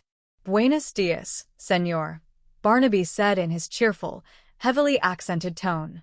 "Buenos dias, señor." "Senora," the fisherman replied, looking up with a friendly grin. "You speak English?" "Yes. Good fishing today." "Nice weather." "Yes, it is," Barnaby agreed, leaning against a wooden piling. "We need some help." "Good fishing," the old man repeated cheerfully. "Yes, sir," Barnaby said, pulling a black and white photograph of a middle-aged man from his coat pocket. "Have you ever seen this man, senor?" The fisherman squinted at the photograph, his weathered face breaking into a nod of recognition. "Sí." "Oh, then you know him. Where is the man?" Eleanor asked anxiously, stepping forward. ¿Dónde está el hombre? "Oh, usted habla español, señor." The fisherman smiled at Barnaby. Sí, él está para allá. Sí. "No, speak in English," Barnaby said politely, pointing to his chest with a warm smile. English. English. The fisherman nodded emphatically. "He come once a week. He fish." Thomas. "Do you know where he lives, sir?" Eleanor asked, leaning in. Casa. The man gestured vaguely down the coastline. No casa. On beach. La playa.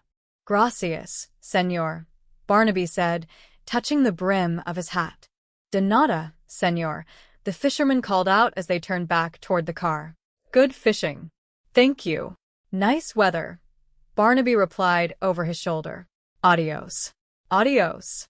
Barnaby drove the car along the sandy trail that paralleled the beach, stopping near a small, weathered wooden shack tucked beneath a grove of palm trees.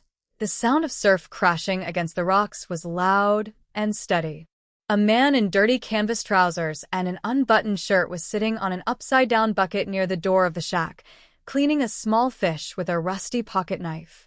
Dan? Eleanor called out, her voice rising in a mixture of excitement and hesitation as she stepped out of the car.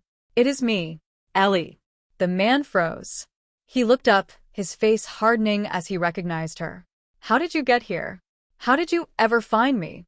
There was a letter for Mrs. Wiggins, Eleanor said, walking toward him with her hands outstretched. Well, I found you, and that is all that matters. She turned back to gesture toward Barnaby, who was stepping out of the station wagon. Oh, I am sorry. This is Mr. Jones. He helped me find you. Howdy, Barnaby said, nodding politely. The man on the beach glanced at Barnaby with cool indifference, then looked back at Eleanor. Mr. Jones? I guess I have to say thanks.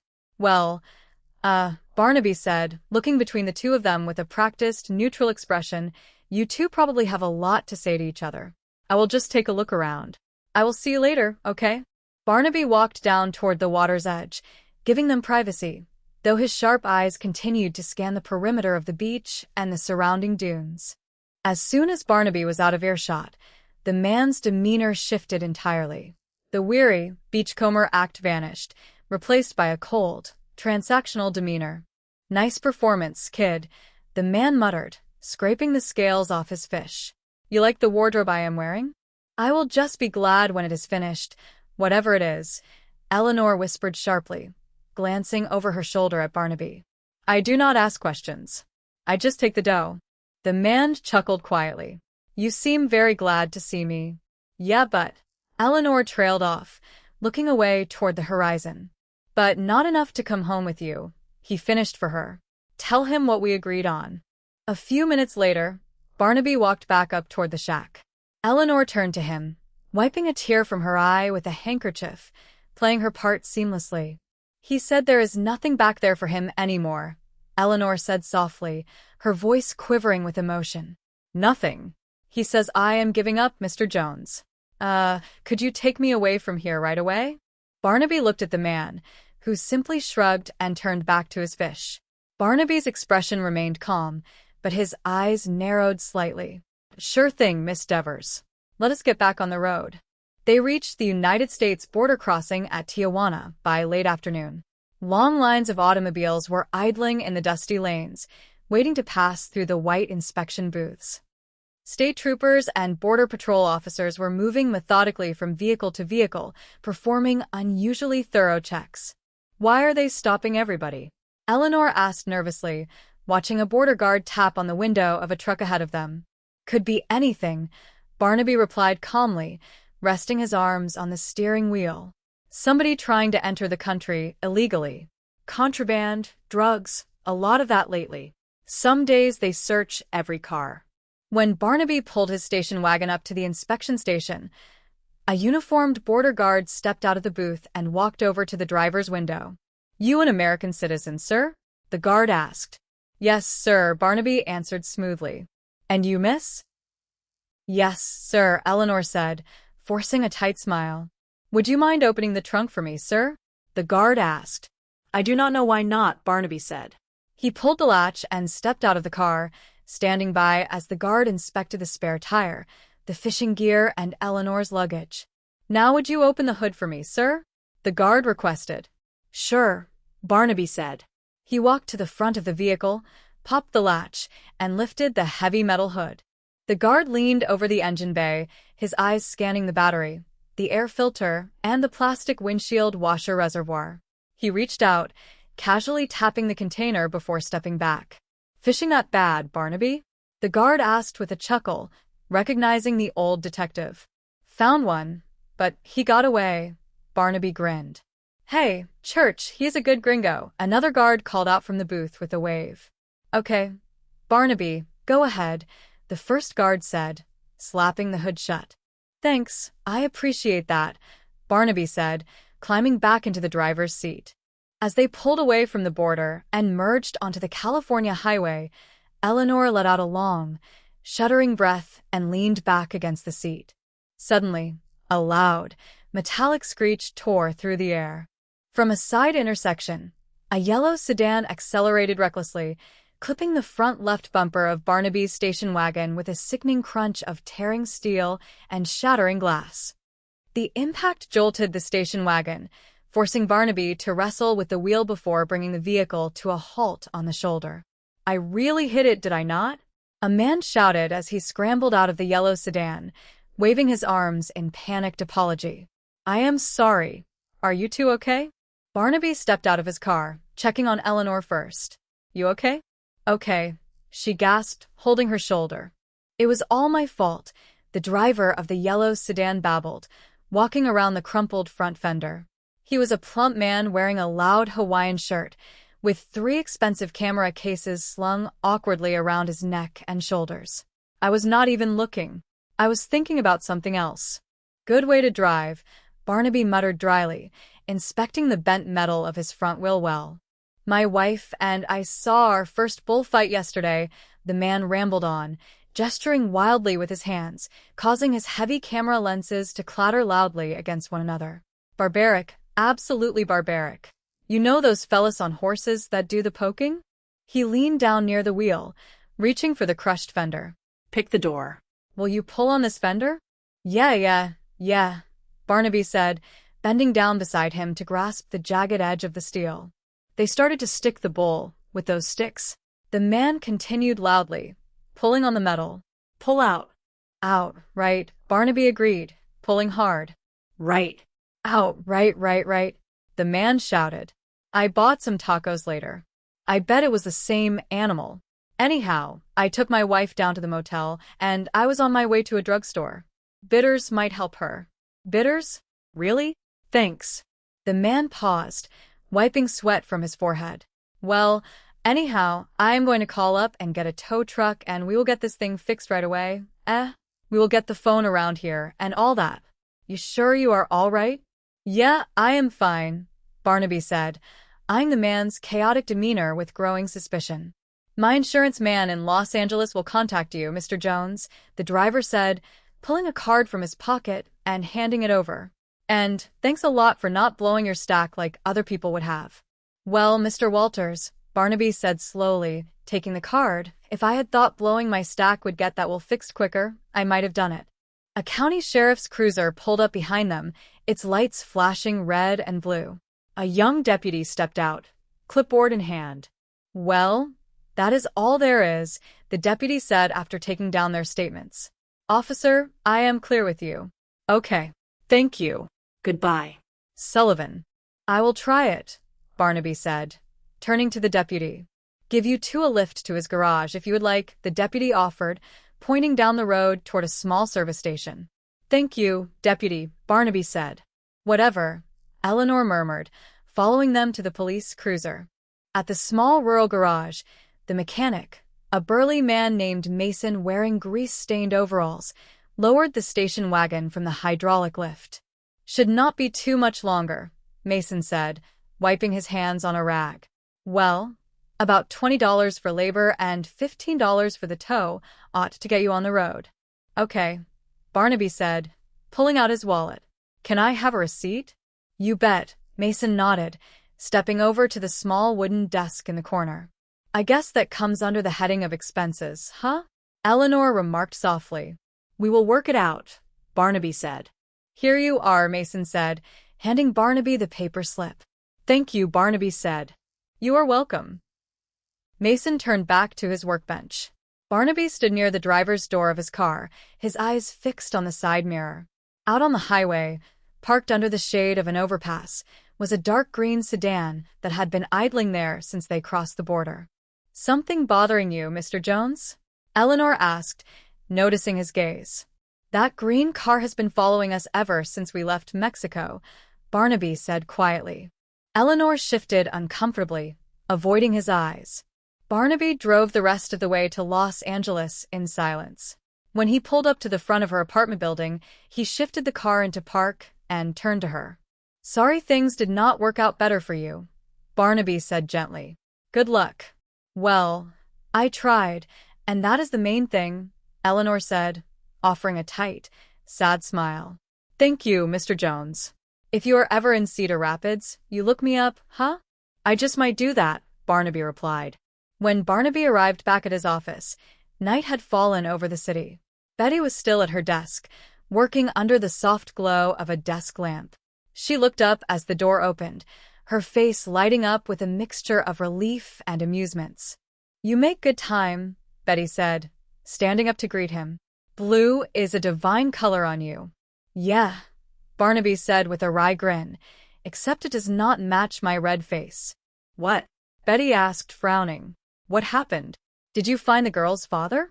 We found somebody, Barnaby said, tossing his hat onto the rack, but I will bet you it is chocolate soda that it was not her father. What? Later, Barnaby said, pulling a small plastic bag from his pocket containing the contents of Eleanor's purse, which she had accidentally left on the passenger seat of his car during the confusion. Let us see what this tells us. Don't get any fingerprints on his stuff. He emptied the contents onto the desk, a lipstick, a silver compact, a folded paper slip, and a small plastic pillbox. Lipstick? Compact? Betty listed, picking up the paper slip. What is that? Looks like a Keno slip, Barnaby observed. Gambling. There is a pillbox with the little white pills in it, Betty noted, opening the small plastic container. What kind of pills? I do not know, Barnaby admitted, leaning over the desk. Come on, Barnaby. Tell me what happened, Betty pleaded, crossing her arms. I think I've been had, Barnaby said, a hard edge creeping into his quiet voice. Used. You? Yeah, Barnaby said, pointing a thumb at his chest. The old gray fox. I jumped. How? By whom? I do not know, Barnaby said, pacing toward the window. I do not know why, yet. Now, if I was a courier, I would. He froze, turning his gaze toward the parking lot outside. A dark vehicle had just pulled up, its lights doused. Car, Barnaby muttered, turning toward the door. Be right back. Barnaby, wait. Betty called out, stepping after him. Barnaby, wait. Barnaby stepped out into the night air, walking briskly toward the garage where his station wagon was parked. As he reached the door, he heard a faint scuffle in the shadows, but before he could react, a heavy shadow lunged at him from the dark. A blunt instrument struck Barnaby squarely across the temple. The world went black, and he collapsed onto the concrete floor. Hours later, Barnaby sat on the examination table at the local clinic, a small white bandage affixed to his head. Dr. Reynolds was packing up his medical bag while Betty stood beside Barnaby with her arms crossed, looking equal parts worried and stern. You know, there is just one special thing, Paul Reynolds said with a sympathetic smile as he handed Barnaby a glass of water. Hi, Paul, how are you? I am fighting my old bug like everybody, Betty, Reynolds answered. Barnaby rubbed his aching forehead, letting out a heavy breath. I make mistakes. I make them in bunches. No chance, Betty said firmly. It has got to be the car. Will you be sensible and be quiet and stop thinking about it? Dr. Reynolds says you are lucky enough as it is. Dumb luck, Barnaby muttered, swinging his legs off the table. And that girl, Miss Damsel in Distress. Now, where do you think you are going? Betty demanded as Barnaby reached for his jacket. Call Pete down to the garage and tell him I am on my way, Barnaby instructed, pointing a finger at her. Barnaby. And do not act like a worried daughter-in-law right now, Barnaby added, offering her a faint, reassuring wink. Act like a secretary. Check on that license number, and maybe that stuff in her purse will tell us something. Honey, I am okay. At Pete's auto repair, the station wagon was hoisted high on the central lift. Pete, a veteran mechanic with grease smudged across his nose, held a flashlight up into the dark underbelly of the engine compartment while Barnaby stood beneath it, looking upward. Well, there is no doubt about it, Mr. Jones, Pete said, shining the beam on a specific component beneath the hood line.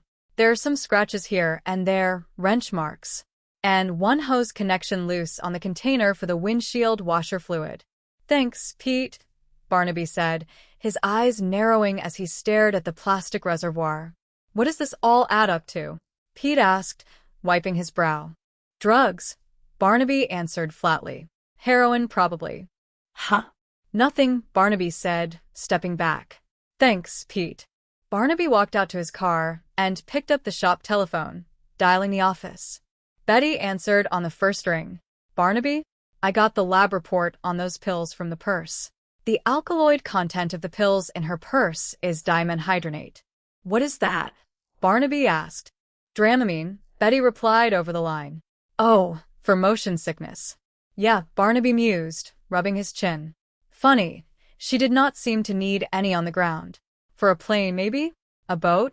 Where is the DMV report on the license? It is registered to a man, a Harvey Conwell, 311 Fountain. Betty read off a notepad. There is no telephone in that name. Oh, and this, Keno sheet. It is from a downtown Las Vegas casino. She does all kinds of gambling. 615720. Cards marked in ink. This number is in lipstick. I thought possibly she used it to, make a note for herself. Telephone number, maybe?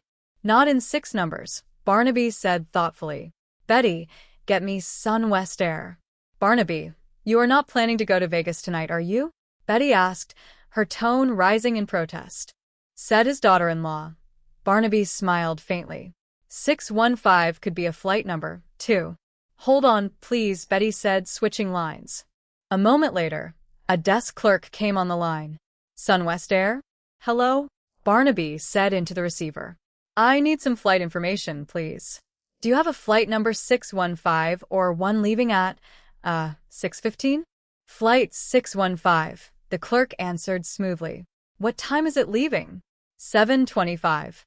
615 to Las Vegas. Las Vegas, Barnaby repeated. Thank you very much. He hung up the phone and looked at Pete, who was watching him in confusion. You are a pretty smart cookie, Barnaby muttered to himself. About time. I am on my way. Barnaby. Betty's voice crackled from the receiver sitting on the desk. You should be home in bed. Come on, now let us get you home and resting, You mean you just want to drop everything for a little while?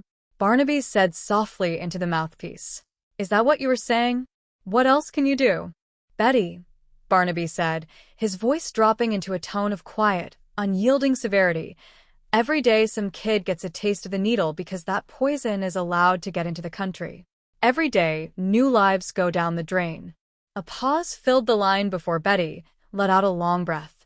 All right, where do we start? I start at 311 Fountain, Barnaby said. The residential building at 311 Fountain was dark and silent. Barnaby pushed open the unlocked front door of apartment 4, his flashlight cutting a beam through the shadows. Lying face down on the rug near the coffee table was a man in his mid-40s. Barnaby knelt beside him, checking for a pulse, then carefully examined the back of the man's head. He stood up, walked to the hallway telephone, and dialed his office. Barnaby Jones' office, Betty answered. May I help you? Hello, Betty, Barnaby said quietly. Hi, Betty said. Did you find anything? I found Conwell, our friend's father, Barnaby said soberly. He is dead. Back of his head caved in. Call a lieutenant and tell him to come over to 311 Fountain. I will call in the details to him later. Are you all right? Betty asked nervously. Sure, Barnaby said. I will be in touch. Barnaby drove straight to the Sunwest Air Terminal at Los Angeles International Airport. Walking briskly through the bustling departure lounge, his eyes scanned the crowd until he spotted Eleanor Devers sitting near Gate 4, wearing a stylish blue trench coat and carrying a small leather carry-on bag. Well, hello, Barnaby said, stepping into her line of sight. Eleanor jumped, her hand darting to her throat. Mr. Jones, don't you look nice? Barnaby said, eyeing her fashionable outfit. So different. This is a happy coincidence. Going home? She stammered, backing up a step. Yeah, and I do not want to miss my flight. I thought you would, be staying for the funeral, Barnaby said smoothly. What funeral? She asked, her eyes widening. Your father, Barnaby said flatly. Found murdered. 311 Fountain. I would like you to, officially identify the body, Miss Devers. Eleanor swallowed hard, looking around the crowded terminal before letting her shoulders slump in defeat. Look, Mr. Jones, there is something I have to tell you. You see, the man we saw in Mexico, he is not my father. He is still dead, Barnaby corrected gently. Actually, he is a friend, she confessed, her voice cracking. I stay with him sometimes when I am modeling or acting in Los Angeles. He is an actor, really. A dead actor, Barnaby repeated coldly. Harvey Conwell.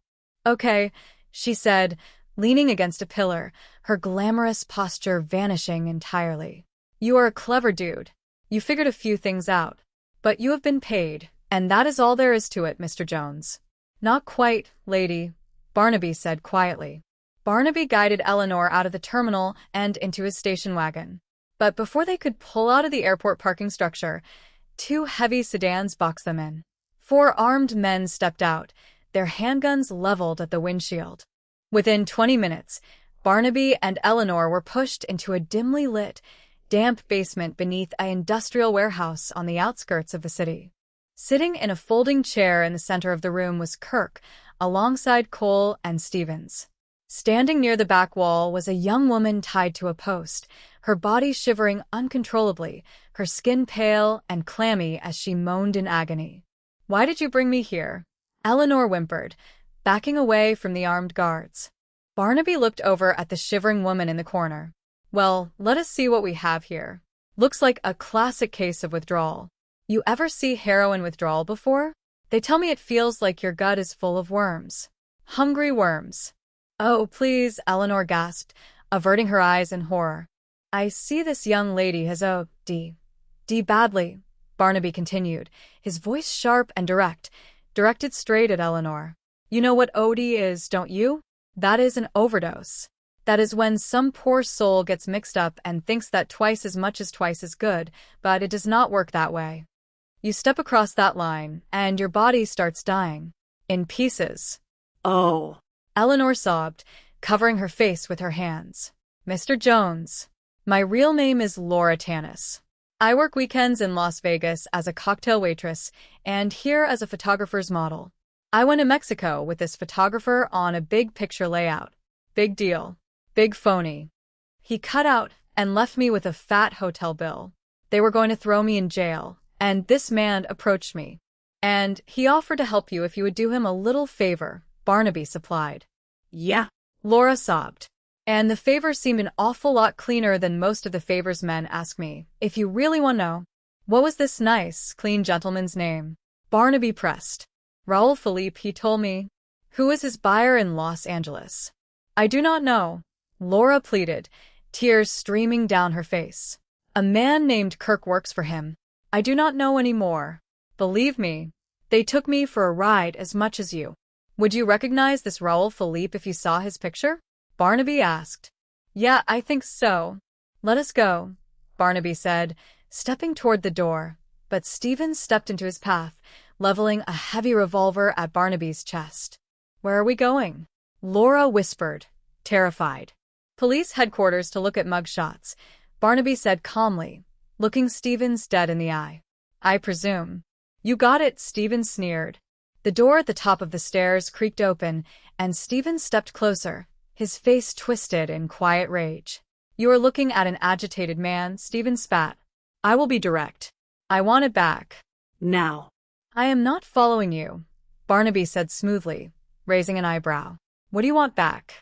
You switched $1 million worth of my heroin. Stevens snarled, stepping into Barnaby's personal space. It belongs to me. If you want to go on living, give it back. Now. A substitute, ounce for ounce. A sugar? Sugar. Jones, either you are very stupid or you think I am. Didn't you figure that I would analyze the stuff? Mr. Stevens, Barnaby said, keeping his tone entirely even, this is as big a surprise to me as it is to you. Stevens turned to Cole with cold indifference. Kill the girl. Don't fool with her first. Just kill her. No. Laura screamed. Now, Mr. Philippe is going to be here soon, Stevens continued, pacing back and forth, and I am sure he is going to want to handle this himself. I want that stuff now. We wait for Philippe. Kirk interrupted sharply, stepping between Stevens and Laura. You stay here with him. Stevens glared at Kirk. Stevens, you don't give me my orders. Philippe is going to want to talk to me. All right, Kirk muttered. You would be idiots to try anything. The footsteps echoed down the concrete hallway as Kirk stepped out to make a phone call. Barnaby immediately turned to Laura, his voice dropping to an urgent, commanding whisper. "Eleanor, listen fast," Barnaby whispered, grasping her arm firmly. "We left Mexico with a plan. There is a fortune in heroin. Somewhere between here and there somebody double-crossed somebody. But who? They think it is us." "That is right," Laura whispered back, shivering. "And I want them to keep thinking that," Barnaby urged, his eyes intense. "Now, Eleanor, if you have ever acted in your life, act now." Before she could respond, the iron door flew open. Raoul Philippe stepped into the room, followed by 2 armed guards. His linen suit was pristine, but his face was set in a mask of absolute, icy violence. He held a small silver pistol in his right hand. "You tramp," Philippe hissed, glaring at Laura before turning his frigid gaze onto Barnaby. "I can kill each one of you, slow or fast, or in front of each other. But I have already wasted too much time eliminating your father. You are far beyond your depth, and you are an old man. I want answers, and I want them now." "I will give you answers," Barnaby said, taking a deliberate step forward, putting himself between Philippe's gun and Laura. Philippe paused, his eyes narrowing. "Well, I am glad you are not so old that you have grown foolish. Where is it?" "I have got it," Barnaby declared boldly. "On the way to Mexico. The lady confided in me, and we decided to turn a quick profit." Stevens barked out a harsh laugh. "You are too amateurish. You decided you want to turn a quick profit? $1 million is a pretty big temptation, even for a solid citizen like myself," Barnaby said smoothly, shrugging his shoulders. "So we switched sugar for the heroin and left the heroin south of here." "He has already sold it, Philippe," Stevens interrupted frantically. "There's just a stall to keep alive." Philippe raised a hand to silence Stevens, his dark eyes fixed on Barnaby with calculating interest. "Perhaps, perhaps not. You undoubtedly have a proposal for me." "All I can offer at this time," Barnaby said calmly, "is your merchandise for our lives." Stevens raised his gun toward Barnaby's head. "Put it away, please. He is lying. And if they are not, and if you kill them, you have lost nothing." "But I will lose $1 million worth of heroin," Philippe said softly, leaning in close to Stevens. "Give it to me." "I only say please once." Stevens hesitated, then reluctantly lowered his weapon and handed it to Philippe. Philippe turned back to Barnaby. "You will take us to it. And believe me, if you are stalling, I will give Mr. Stevens back his gun." "Seems fair," Barnaby said with a nod. "Good," Philippe said. "We will take my car. It is your party, Mr. Barnaby Jones, so you drive. You two, you wait for me until I telephone."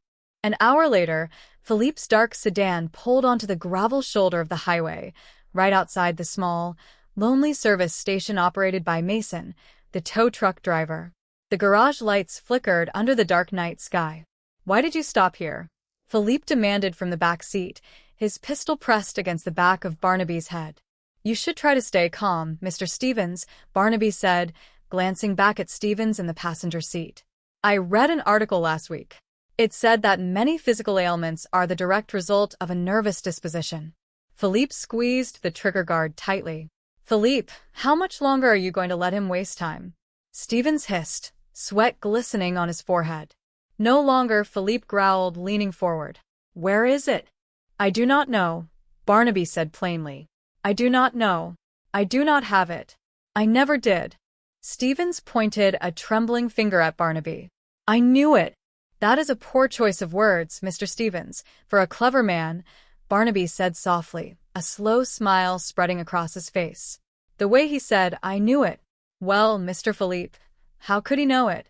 I come clean, we do not have it. That just leaves you two." "How could Mr. Stevens be so certain I was lying unless he has it himself?" "He is crazy," Stevens yelled, turning to Philippe. "He is playing games again." "The way I figure," Barnaby continued, his voice calm and methodical as he laid out the trap, "the switch had to be made while our car was being towed to that service station. Your men, Cole and Kirk, had us under observation for every second except for 1 minute while we were going through a tunnel. How much more of this garbage are you going to listen to?" Stevens demanded, turning back to Philippe. A little bit more, Philippe said, his eyes darkening as he stared at Stevens. It cost me nothing. And the story is fascinating. One more question, Barnaby said, holding up a finger.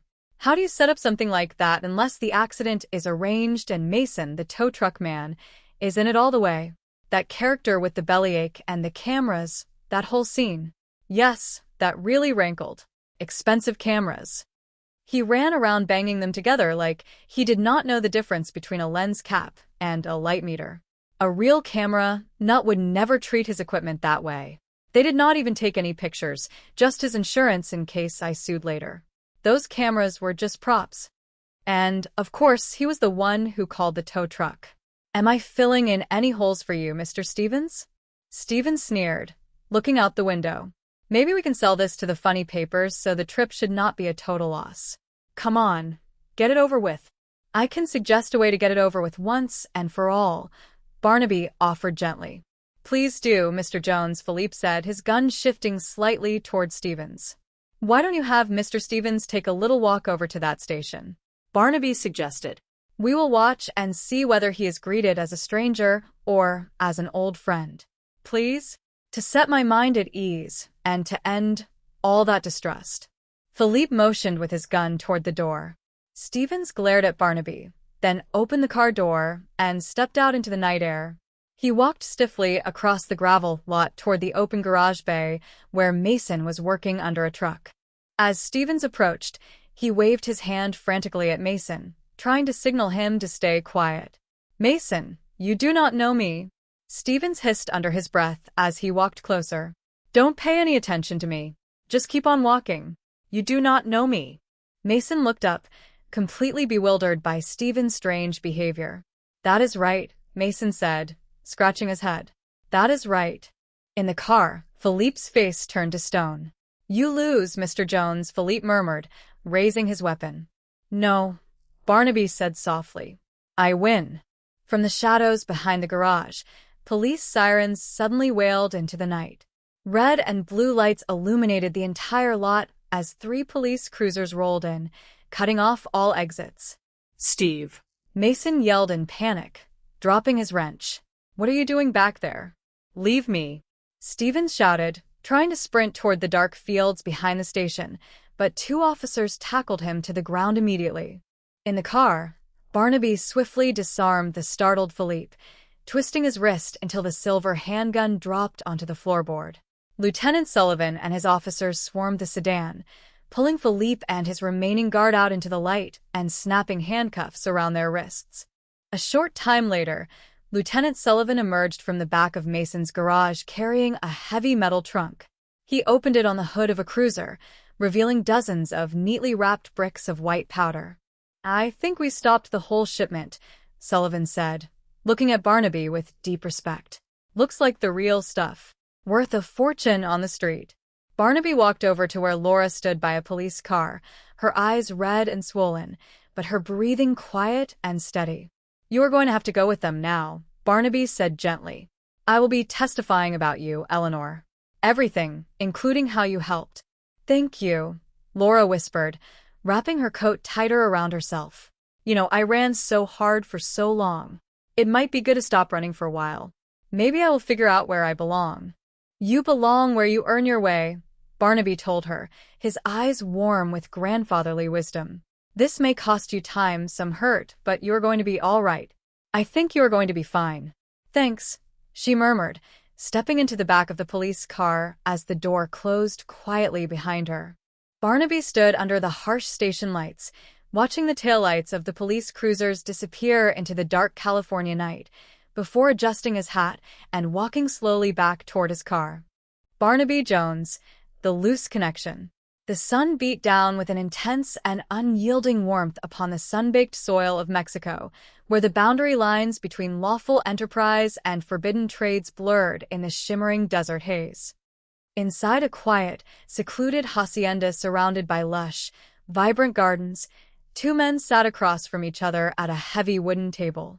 One of them was known to the local authorities and international networks alike as Mr. Philippine, a man of refined tastes and dangerous connections who maintained luxurious residences in Beirut, Hydra, Miami, and various ports of call across the globe, wherever a valid passport could secure his passage. His counterpart across the table was a visitor from the north, a man whose business dealings leaned heavily toward the shadows. Mr. Philippine smiled faintly, gesturing gracefully toward the vibrant blossoms that lined the courtyard walls. He took deep pride in his surroundings, noting that he lived well wherever his travels took him. He remarked on his prized collection of flora, pointing out that some of the specimens were exceptionally rare and exotic. His companion nodded slowly, acknowledging the beauty of the garden before steering the conversation toward the pragmatic realities of commerce. After all, the companion observed, the poppy was a flower as well, beautiful and profitable in equal measure, representing a rare combination that few could ignore. Mr. Philippine leaned forward, resting his elbows on the polished wood. He addressed the business point raised by his visitor concerning delivery and accountability. The visitor insisted that responsibility for the transport must be absolute, stipulating that the physical shipment must be safely in his hands in Los Angeles before the $1 million payment would be released. Mr. Philippine, however, preferred to remain comfortably behind in his sanctuary among his beloved flowers, delegating the physical journey to trusted hands. His loyal associate, Kirk, would accompany the visitor's man, Cole, on the long drive northward. When the transaction reached its successful conclusion, Kirk would collect the funds on behalf of his employer. The logistics of international smuggling had evolved into an intricate game of strategy, a high-stakes chess match played against customs authorities and border patrols. Law enforcement agencies across the nations constantly monitored commercial airplanes, maritime cargo ships, and every vehicle crossing the international boundary. Every single automobile passing through the checkpoint was subject to thorough inspection. Yet, Philippine and his operatives had devised a clever method. Kirk was summoned to inspect a seemingly ordinary automobile parked in the courtyard. Philippine pointed out the reservoir designed to hold water for the windshield wipers, explaining that American automobiles were engineered for maximum comfort, including hidden compartments that could defy casual observation. The container would hold a large quantity of pure heroin, a neat and tidy arrangement unless the vehicle happened to undergo an overly meticulous inspection at the border station.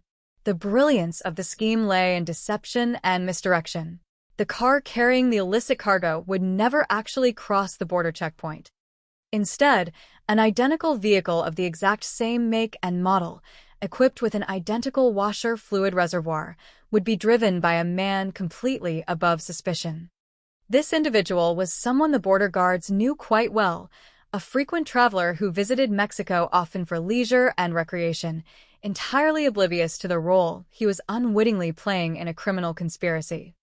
When asked who this fortunate dupe might be, Philippine named Barnaby Jones, a private investigator based in Los Angeles who frequented the region to enjoy Mexican cuisine and indulge in his passion for sport fishing. Far to the north, in the bustling and sunlit expanse of Los Angeles, Barnaby Jones sat quietly in his office, engrossed in a delicate technical project. Surrounded by tools and miniature equipment, he attempted to calibrate a sensitive chemical catalyst. He muttered to himself that if he could only get the formulation working properly, he would develop a compound capable of crystallizing the faintest microscopic trace of oil left by human fingers on any conceivable surface. He joked that he would be able to lift fingerprints off a butterfly, laughing quietly at the thought of the technological marvel he was trying to achieve. Suddenly, the door swung open, interrupting his concentration. A young woman stepped into the room unannounced. She introduced herself as Eleanor Devers, apologizing for entering while the door was ajar and asking if she had arrived too early. Barnaby looked up from his workbench, welcoming her with a warm and reassuring smile. He assured her that she was right on time, then introduced his daughter-in-law and capable secretary, Betty Jones, who sat nearby. Miss Devers explained the purpose of her urgent visit.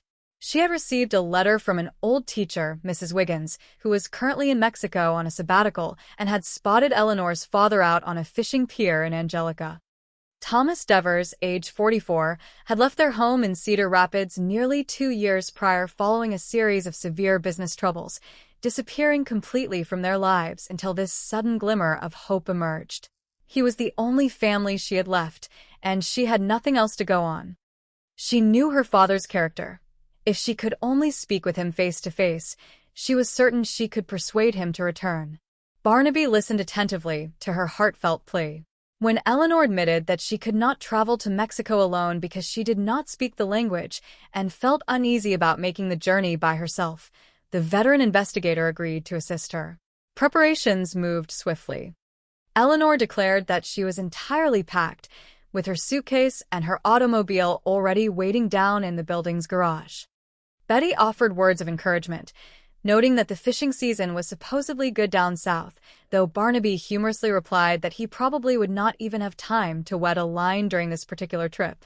Upon arriving in the coastal regions of Mexico, the atmosphere shifted from the urban bustle of Los Angeles to a relaxed, sun-drenched paradise. After driving through the winding coastal roads, Barnaby and Eleanor sought local assistance to locate Thomas Devers. They encountered a friendly local resident near the docks. Following a polite exchange of greetings regarding the fine weather and the quality of the local fishing, Barnaby showed the man a photograph and asked if he had ever seen the individual pictured. The local fisherman recognized the face immediately, pointing down the beach and explaining in broken English that the man came by once a week to fish, identifying him simply by the name Tomas. Thanking the local man for his kindness, Barnaby and Eleanor walked along the sandy shore until they spotted a modest dwelling near the water. Eleanor spotted her father standing near the entrance and hurried forward, calling out his name in utter disbelief. Thomas turned around, startled by her sudden appearance. He demanded to know how she had tracked him down, staring in astonishment as his daughter rushed into his arms. After a brief emotional reunion, Eleanor introduced Barnaby Jones as the man who had helped her navigate the foreign terrain and locate his whereabouts. Thomas offered a reserved expression of gratitude, suggesting that the two of them must have a great deal to discuss in private. Barnaby nodded understandingly, excusing himself to take a walk around the area and promising to return later. Secretly, the reunion was merely a carefully orchestrated theatrical performance. Behind the facade of a distressed daughter finding her estranged father, deeper wheels were turning. The man posing as Thomas Devers spoke quietly with his handler, marveling at the wardrobe he had been given to wear and expressing relief when the initial phase of the act concluded. He did not ask unnecessary questions. He simply followed instructions for the sake of the financial reward. When Eleanor returned to Barnaby, her demeanor shifted slightly as she urged him to take her away from the coastal town immediately. They packed into the vehicle and began the long drive back toward the international border. As they approached the border checkpoint, long lines of vehicles had formed. Armed guards and border officials were conducting rigorous inspections on every automobile crossing into United States territory. They stopped travelers at random, searching for contraband, illegal entry attempts, and illicit drugs, which had become increasingly prevalent in recent times. When their turn arrived, a border officer approached their vehicle and requested identification, asking both occupants if they were American citizens. Barnaby and Eleanor answered in the affirmative. The officer politely requested that Barnaby open the trunk of the car, followed by a request to pop the hood for a closer examination of the engine compartment. As the guards peered into the mechanical spaces, including the area surrounding the windshield washer fluid reservoir, Barnaby kept his composure. Satisfied that nothing untoward appeared on the surface, the guard waved them through, wishing them a safe journey. Relief washed over them as they cleared the checkpoint, but their journey was far from smooth. Moments after crossing, another vehicle unexpectedly collided with the rear of Barnaby's car. The sudden impact jerked both passengers forward. Barnaby stepped out of the vehicle to inspect the damage, his expression a mixture of annoyance and calm curiosity. The driver of the colliding vehicle, a man named Mr. Walters, hurried over, profusely apologizing for the accident. Walters explained that he had been distracted by thoughts of his wife, who had suffered a frightening experience the previous day watching their first bullfight, which he described as completely barbaric. He recounted how the men on horseback had poked the animal with sticks, gesturing wildly as he tried to explain the chaotic scene. He had taken his wife back to their motel and was driving out to find a local drugstore to purchase medicinal bitters to help her settle her stomach when the mishap occurred. Walters promised that his insurance representative in Los Angeles would contact Mr. Jones immediately to cover all repair expenses, expressing sincere gratitude that Barnaby had chosen not to lose his temper as many other motorists would have done. Barnaby remarked dryly that if losing his temper could have straightened out the bent fender any faster, he might have considered it, but under the circumstances, he accepted the apology with characteristic grace. A local towing service was summoned, and after a brief delay involving modest labor and towing fees, the necessary paperwork and receipts were settled. Throughout the encounter, a mysterious green automobile had maintained a steady distance behind them, observing their every move ever since they had departed from the Mexican coastal town. Barnaby noted the persistent tailing vehicle with quiet vigilance, filing the observation away in his mental ledger. Back in Los Angeles, Betty Jones welcomed Barnaby and Eleanor back to the office, noting the strange tension in the air. Betty asked if they had successfully located the missing father. Barnaby replied that while they had indeed found someone, he strongly doubted that the man was actually Eleanor's father. Eager to uncover the truth, Barnaby instructed Betty to handle the belongings they had gathered during the trip with extreme care, avoiding any accidental smudges on the physical evidence. They emptied the contents of Eleanor's purse onto the desk. Among the items recovered were a lipstick container, a cosmetic compact, a Keno betting slip indicating gambling activity in downtown Las Vegas, and a small pillbox containing tiny white tablets. Curious about the nature of the medication, Betty asked what kind of pills they were. Barnaby examined them closely, noting that the alkaloid content suggested a compound used for motion sickness, which seemed peculiar given that the young woman had not exhibited any need for such remedies while traveling across solid ground by automobile. Perhaps the medication was intended for air travel or maritime voyages. Betty retrieved the Department of Motor Vehicles registration report corresponding to the license plate number they had logged during the stakeout. The records indicated that the vehicle was registered to a man named Harvey Conwell, residing at an address on Fountain Avenue, though no telephone listing was associated with that name. Turning their attention to the Keno betting sheet originating from a Las Vegas casino, they observed various cards marked in ink alongside a specific sequence of 6 numbers written in lipstick. Barnaby pondered whether the numbers represented a secret code, a telephone number, or perhaps something else entirely. Betty pointed out that 6 digits could easily correspond to a commercial airline flight number rather than a standard telephone exchange. Acting on this hunch, Betty placed a telephone call to SunWest Air, inquiring about flight schedules. A customer service representative confirmed that Flight 615 was indeed scheduled to depart for Las Vegas later that evening at a specific time. Realizing that time was of the essence, Barnaby prepared to embark on a new phase of the investigation. Betty expressed concern for his well-being, reminding him of his health and urging him to rest, but the veteran investigator remained resolute. He declared that every single day, innocent young lives were ruined because dangerous poisons were allowed to infiltrate the country unchecked, and he refused to stand idly by while criminal networks operated with impunity. Arriving at the address on Fountain Avenue, Barnaby entered the quiet interior of Harvey Conwell's residence. The scene that greeted him was grim. Harvey Conwell, the man whose identity had been tied up in the elaborate deception, lay motionless on the floor with severe trauma to the back of his head. He was dead. Barnaby immediately contacted law enforcement authorities, requesting that a homicide detective be dispatched to the location while he gathered preliminary details. As Barnaby stepped outside the residence, he encountered Eleanor Devers waiting nearby. She looked remarkably composed, dressed differently than she had been during their journey south. Recognizing the coincidence, Barnaby remarked on her presence, asking if she was heading home or preparing to catch a flight. She replied that she wanted to ensure she did not miss her transportation, expressing feigned surprise when Barnaby mentioned that she should probably stay for her father's funeral. The facade crumbled when Barnaby revealed the stark reality. He informed her that the man they had visited in Mexico was not her biological father at all, and that the real Harvey Conwell had just been discovered murdered inside the very apartment building behind them. Cornered by the weight of undeniable facts, Eleanor dropped the act. She admitted that the older man was simply an actor friend she stayed with occasionally when she worked in Los Angeles as a model and photographer's assistant.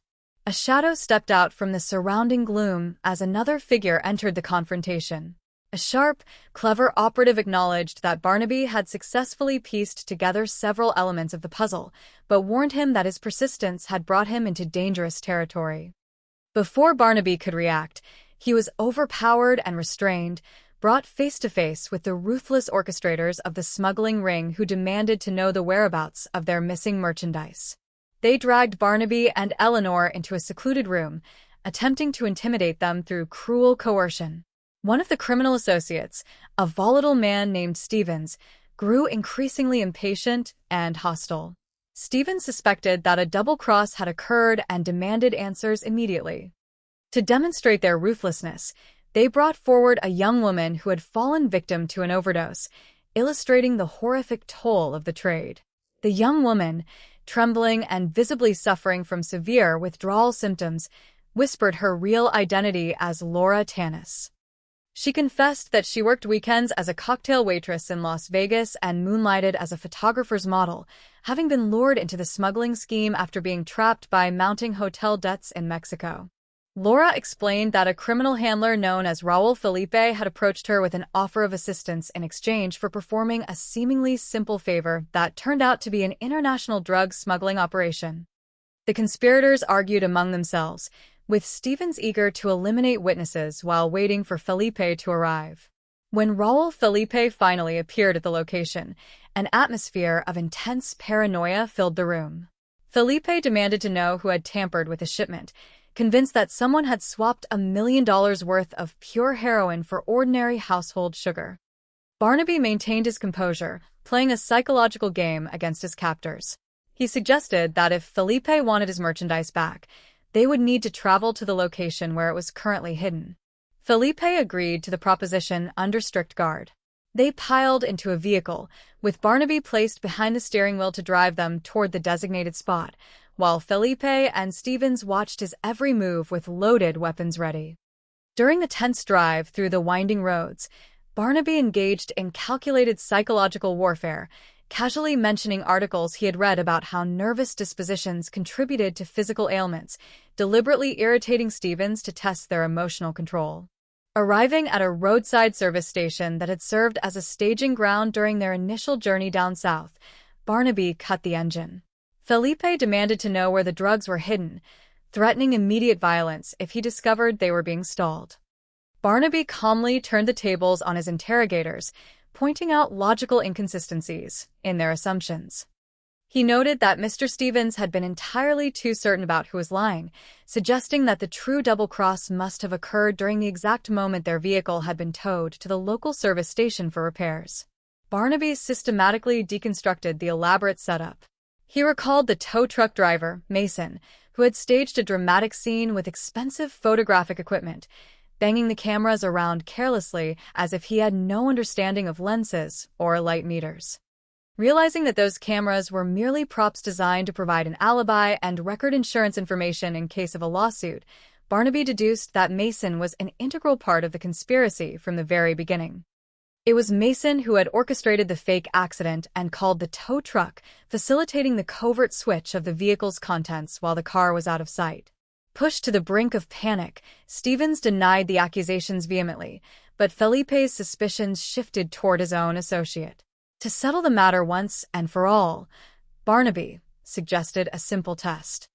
He challenged Stevens to walk over to the service station and see whether the mechanics greeted him as a complete stranger or as an old, familiar friend. Trapped by the psychological pressure and seeing his comrades turn against him, Stevens lost his composure. He broke away, running toward the station, shouting frantically for everyone to leave him alone. His panicked flight served as a complete confession, confirming every detail of Barnaby's deduction. Law enforcement units, having tracked the movements of the suspects based on Barnaby's earlier communications, moved in swiftly to secure the area.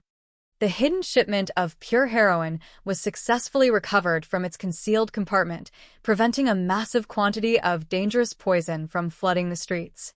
As the authorities took the remaining conspirators into custody, Eleanor stood quietly by the patrol cars. Barnaby approached her, offering words of measured wisdom and moral support. He acknowledged that while the road ahead would involve difficult challenges and legal reckonings for her participation in the criminal enterprise, she still possessed the opportunity to rebuild her life on honest foundations.